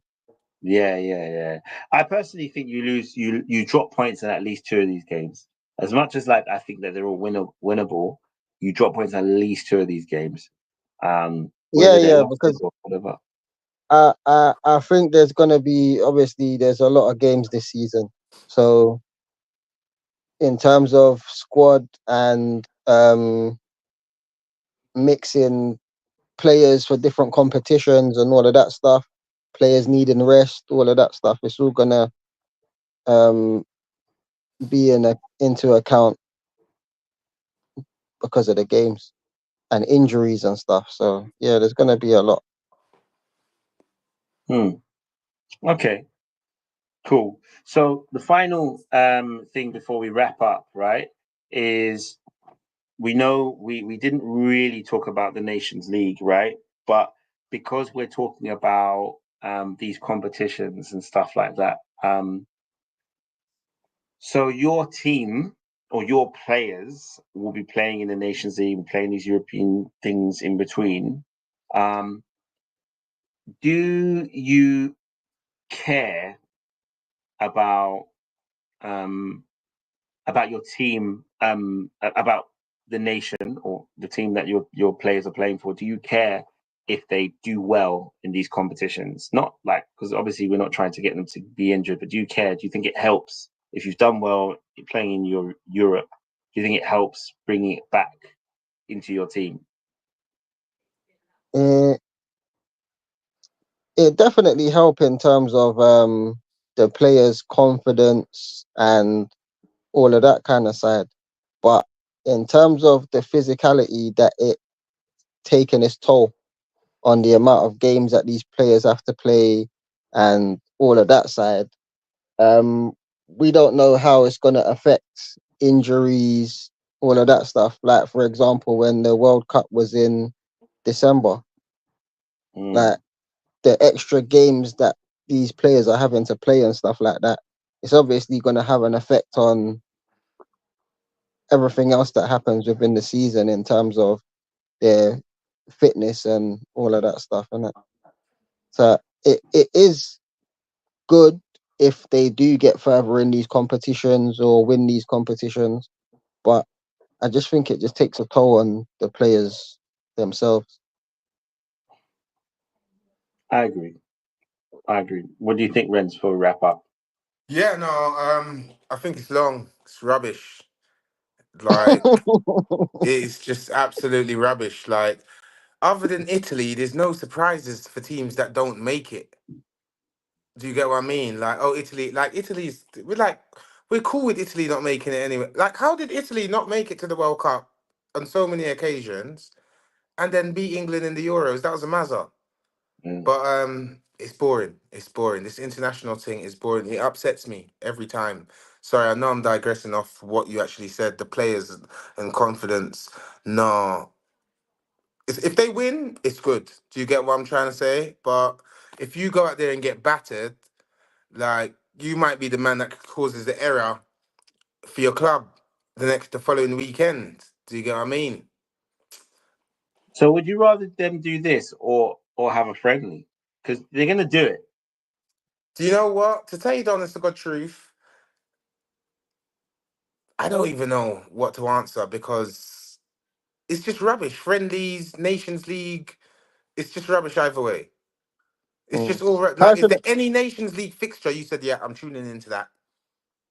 Because all the teams are personally, separate. I don't really like international football. Sorry, because of I think we've been blessed watching so much top flight football is in Champions League, Premier League, all of this stuff, that when we get to the international stage, a lot of the teams don't have players that are the level that we watch on a normal weekly basis. Do you get me? So the level of the teams are lower in terms of individuals. Do you get me? I get what you're saying. Sorry. So I hear that because when I was younger, I think international was crazy. Watching Brazil, there was so much players. You Yeah. watch Excitement, France, you watch the Italy. level. There was so Holland.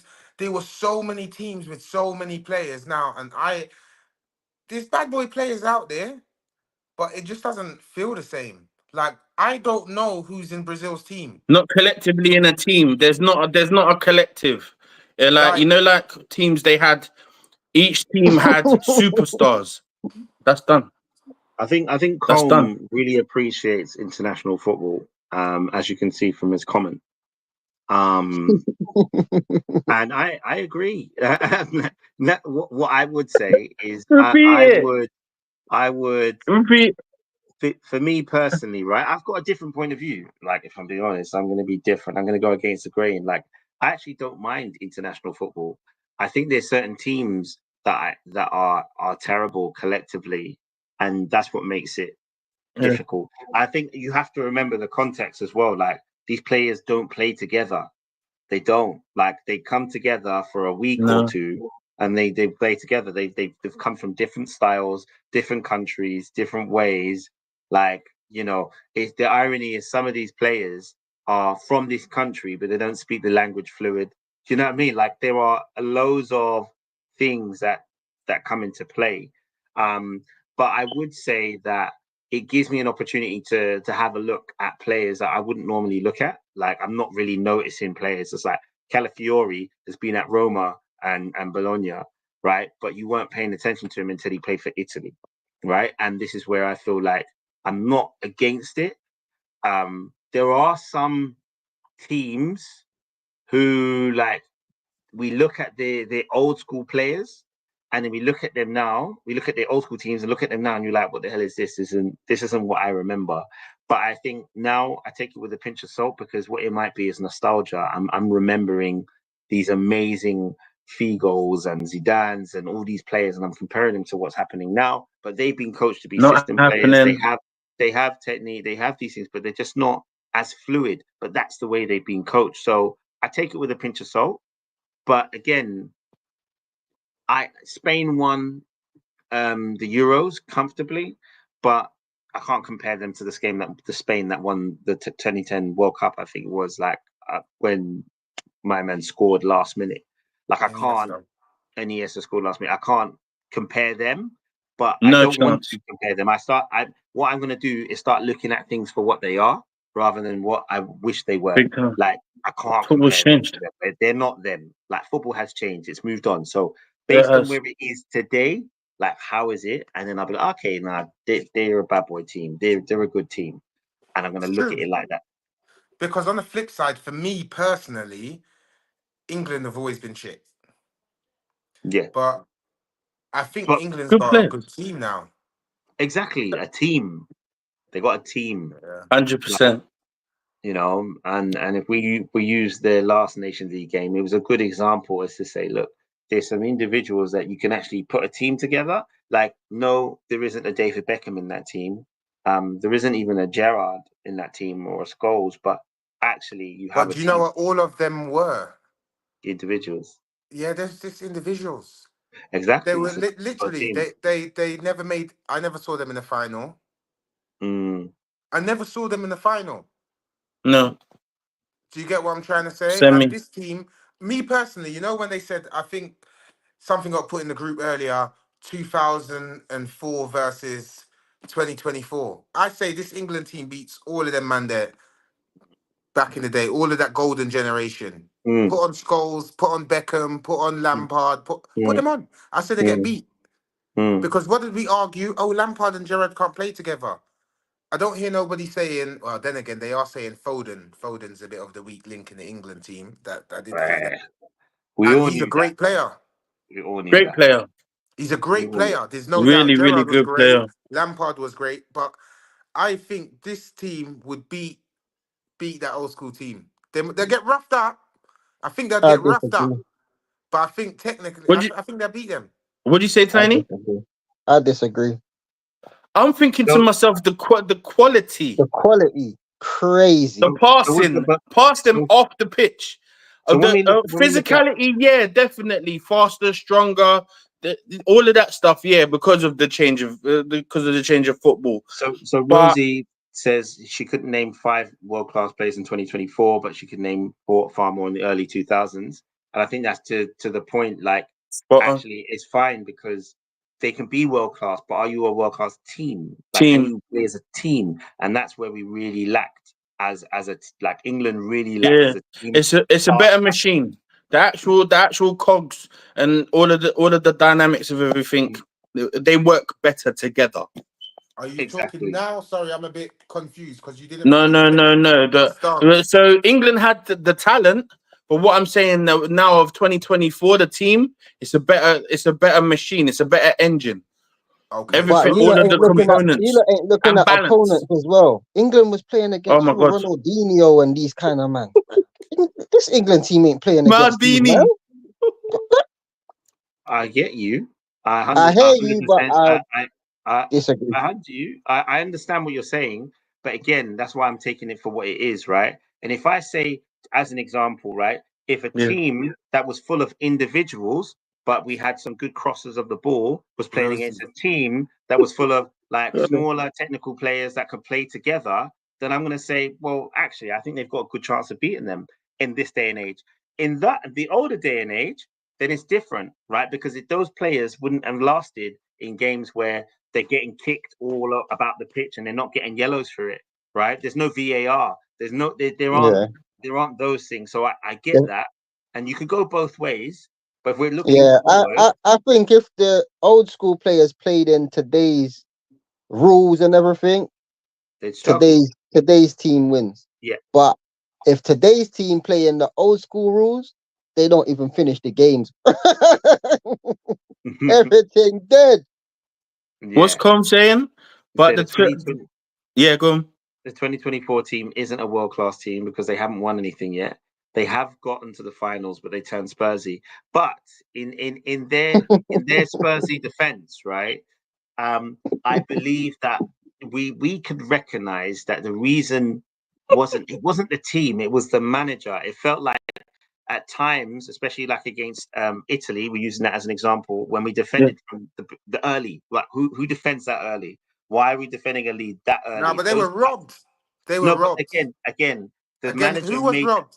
Saka, the Arsenal man. Oh, yeah, sorry. but again, the England made that decision. The manager made that decision to defend instead of saying, "Look, actually, if we sit back and just keep them on, eventually this is going to happen."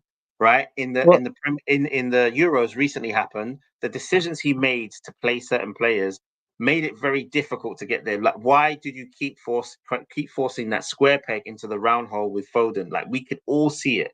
We could all see that Harry Kane was struggling. We could all see that Struggling. Like, it was his decisions.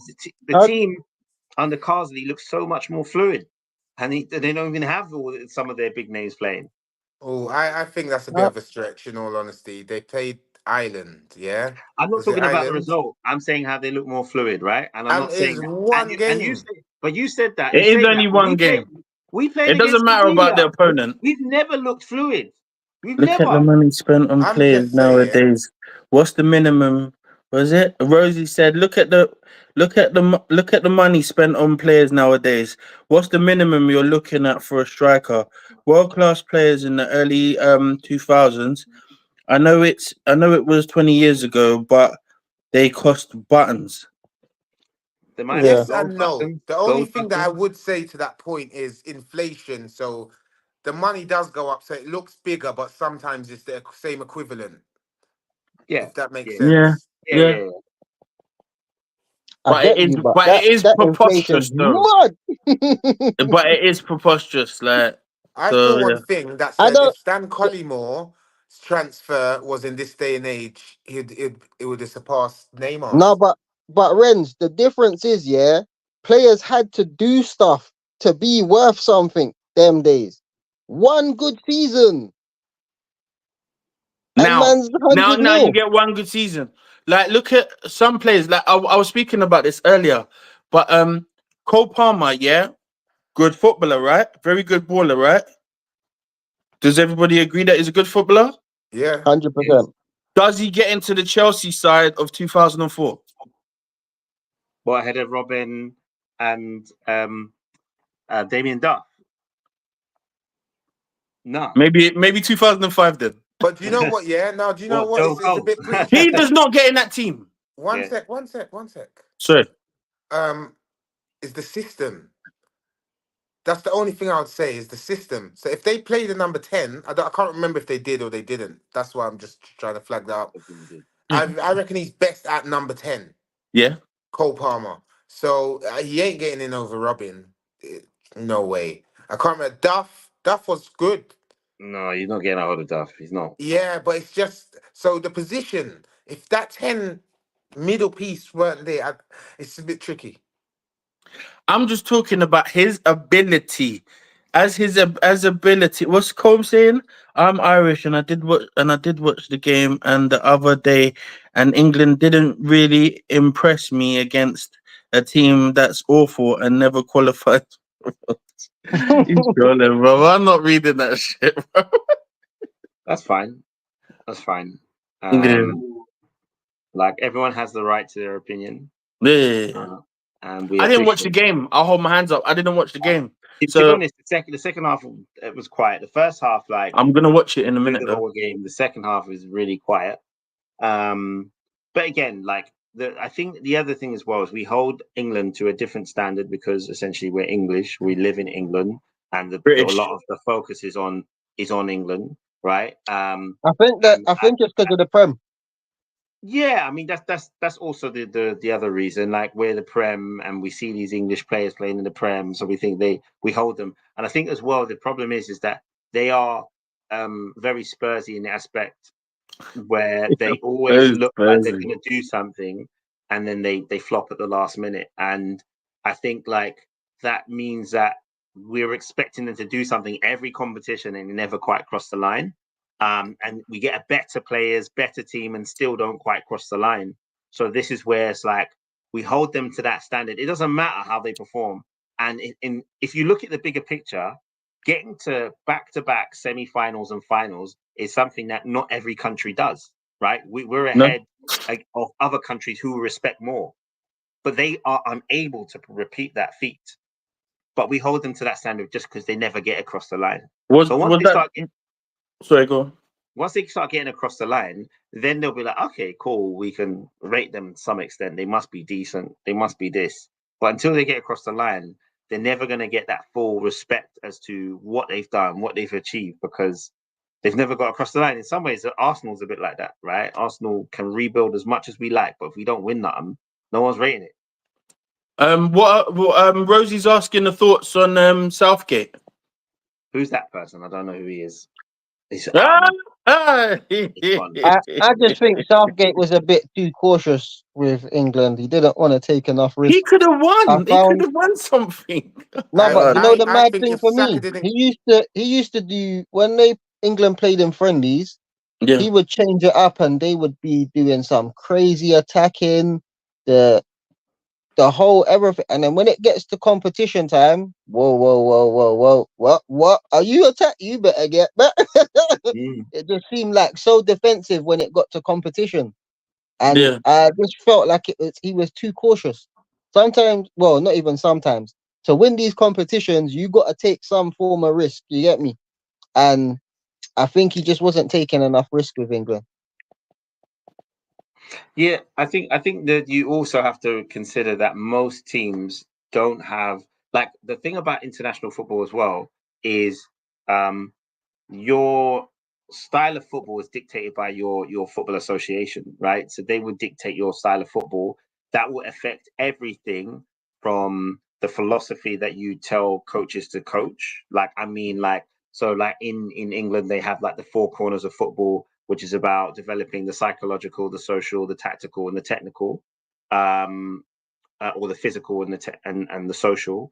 And what it means is like, that means that that's the way you're meant to coach. That's the way you're meant to do it, right? So when they bring it, then they do it, and then an England manager will have a specific style. If you remember Germany, they went through a real uphaul of how they coach. They brought loads of homegrown players, so it meant that the standard of the homegrown players went up. England have done it so now, like, all of these players are very much individuals, but putting them together is where they've always kind of still struggled. And then what's happened is because the manager has said, you know what, I'm not too sure if I can patch all these people together, I'm just going to play it safe. And he played it safe, and playing it safe got him to finals though. So he's going to keep doing it, right? He's going to keep doing it. And if you look at international football, another reason why a lot of people don't like it is because most of the time it is quite cagey.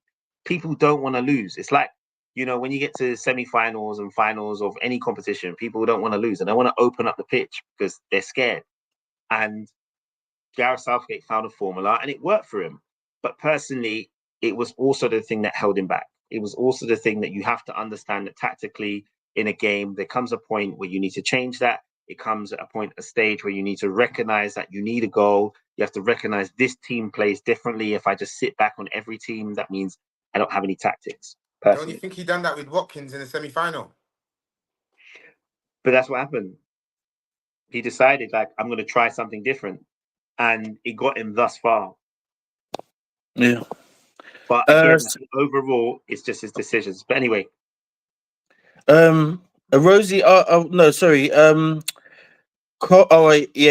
asks, Southgate has... No, he says Southgate has Harry Kane syndrome. He's allergic to trophies. And Rosie says, would you drop? Who would you drop from the England squad, and who would you bring in? Sorry, to answer Colm's thing, I don't think it's Harry Kane syndrome. It's Harry Kane syndrome because he played him. If he took a risk and didn't play him, that might be the change. That would have been the payoff. You get what I'm trying to say? You had 6 years and you've played this guy. He's the spearhead of your attack, and he is he's the biggest loser in football. Like literally, like he's had chances. He has finals. He had it all. Do you get what I'm trying to say? And I think if he changed that, especially after the way this tournament was, like he would have got slated by the English people if he didn't play him in the final. But if he played Watkins or Tony and then they won, do you get what I'm trying to say? I'm sure even Harry Kane would have given him a big kiss. Do you get But you what I know what? mean? But the thing is Harry Kane. The problem with Harry Kane is that one, Harry Kane is the current golden boy, but he's being phased out. Two, Harry Kane's a captain. It's hard to drop your captain, not start your captain. It doesn't make it's a very difficult decision to make, right? But then again, he did say he And didn't have no balls, so fair enough. yeah, exactly. It's a very difficult decision to make. You can't to drop your captain. Says a lot. What does it say to the rest of the team? But I think again, he needed to drop him earlier so that it would Way people earlier. were more comfortable Well with him said. not starting. Yeah. If you're more comfortable with him not starting and you're going to use him a different way, that's fine. But I think the problem with Harry Kane as well is that he had one of the best seasons he's ever had, and off the back of that, he played terrible for England. But you think, well, he just But scored outside of 40 the Prem, goals. he wasn't in the Prem. Yeah, but Yeah. it doesn't matter where you played. If I've scored 40 goals of the season, you should play me. I score more than everyone. I'm not only the person who scored the most goals in my team, I'm the person who scored the most goals for England, and I'm here, and I'm the captain. So it's not a simple and straightforward decision. I get it. I think you need to try him. If it don't work, then you move him on. But Yeah. he didn't do it quick enough. All right, and Rosie says, again, let's address Rosie's question. She said, who would you drop from the England squad, and who would you bring in? Okay, cool. Personally, the person I'm dropping from the England squad that played in Euros will be Foden. Harry Kane. Harry Kane. Oh yeah, and Harry Kane, right? So, and I would probably bring in Watkins and Gordon. Gordon, yeah, same. Oh. Yeah, now Gordon looked all right still, but I'm not gonna lie. I got a reserved spot for Raheem Sterling. Still, I can't lie. Yeah, I he- can't Yeah, but lie. he had to be. He had to be. You're not going to get a chance if you're not playing. performing Yeah, domestically. So no, we well, already that's know not what. necessarily true. I've seen Harry Maguire go through it and get picked squad after squad after squad after True. squad. I Yeah, watched yeah, it with my fair. own eyes. But Yeah. no, I'm just saying that's my own personal little. I think Sterling's brilliant for England, and I don't support England at all. Never, ever, ever have, and I don't know if I ever will. But Cool. I'd support them more if Sterling was in the team, Okay. regardless of him But the coming to thing with Arsenal. Sterling Lads, is, we're gonna have to wrap Regardless, it up. yeah. yes, Oh, just come out yep. to that. But the Cool. conversation, we'll just say the last couple of points. I think Rosie's point, I'm going to have to kind of give you the PG version.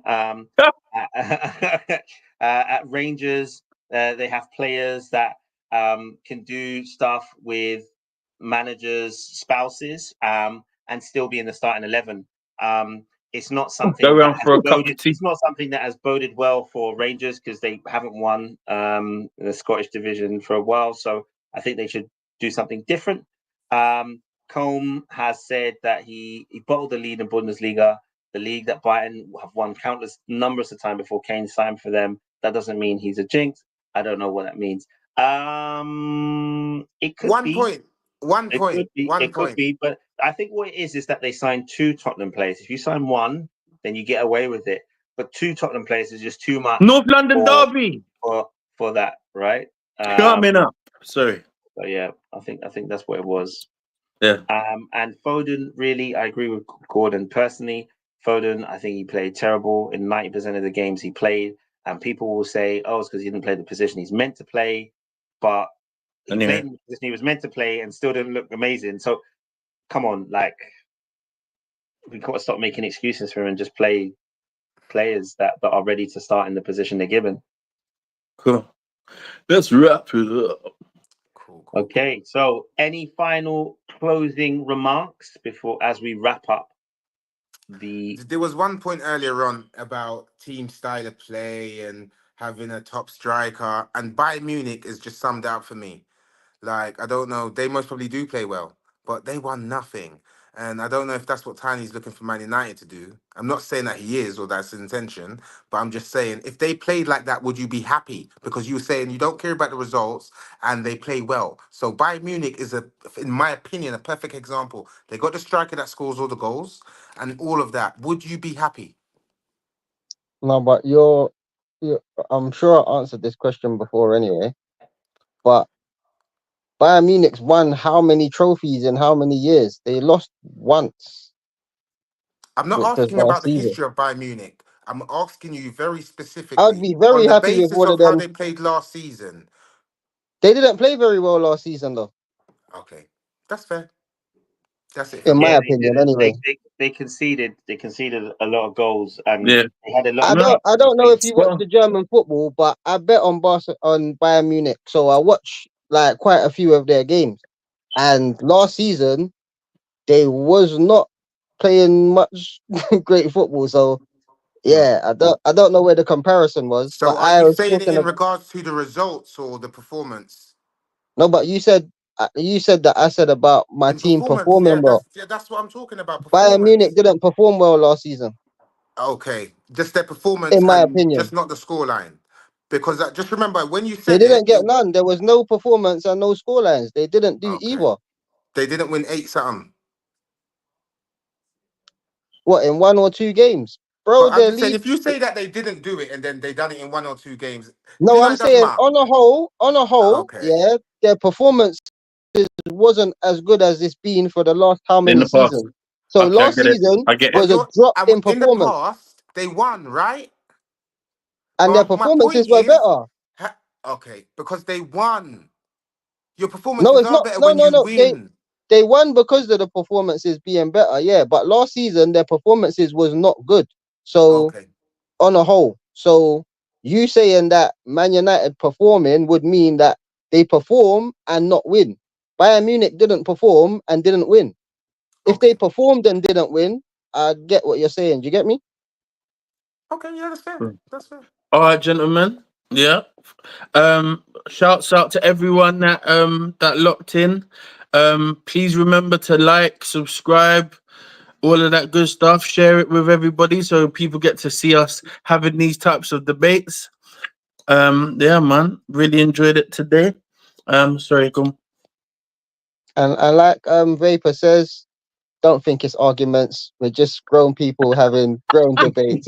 We disagree on some things, and yeah, but love everyone in here. No diddy. Blessings, Definitely, blessings. man.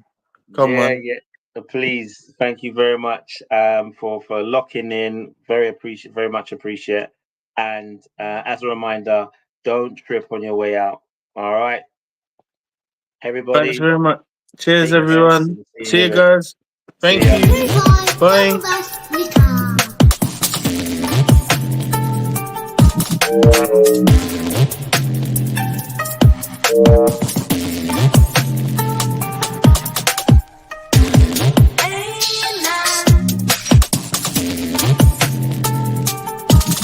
Amen.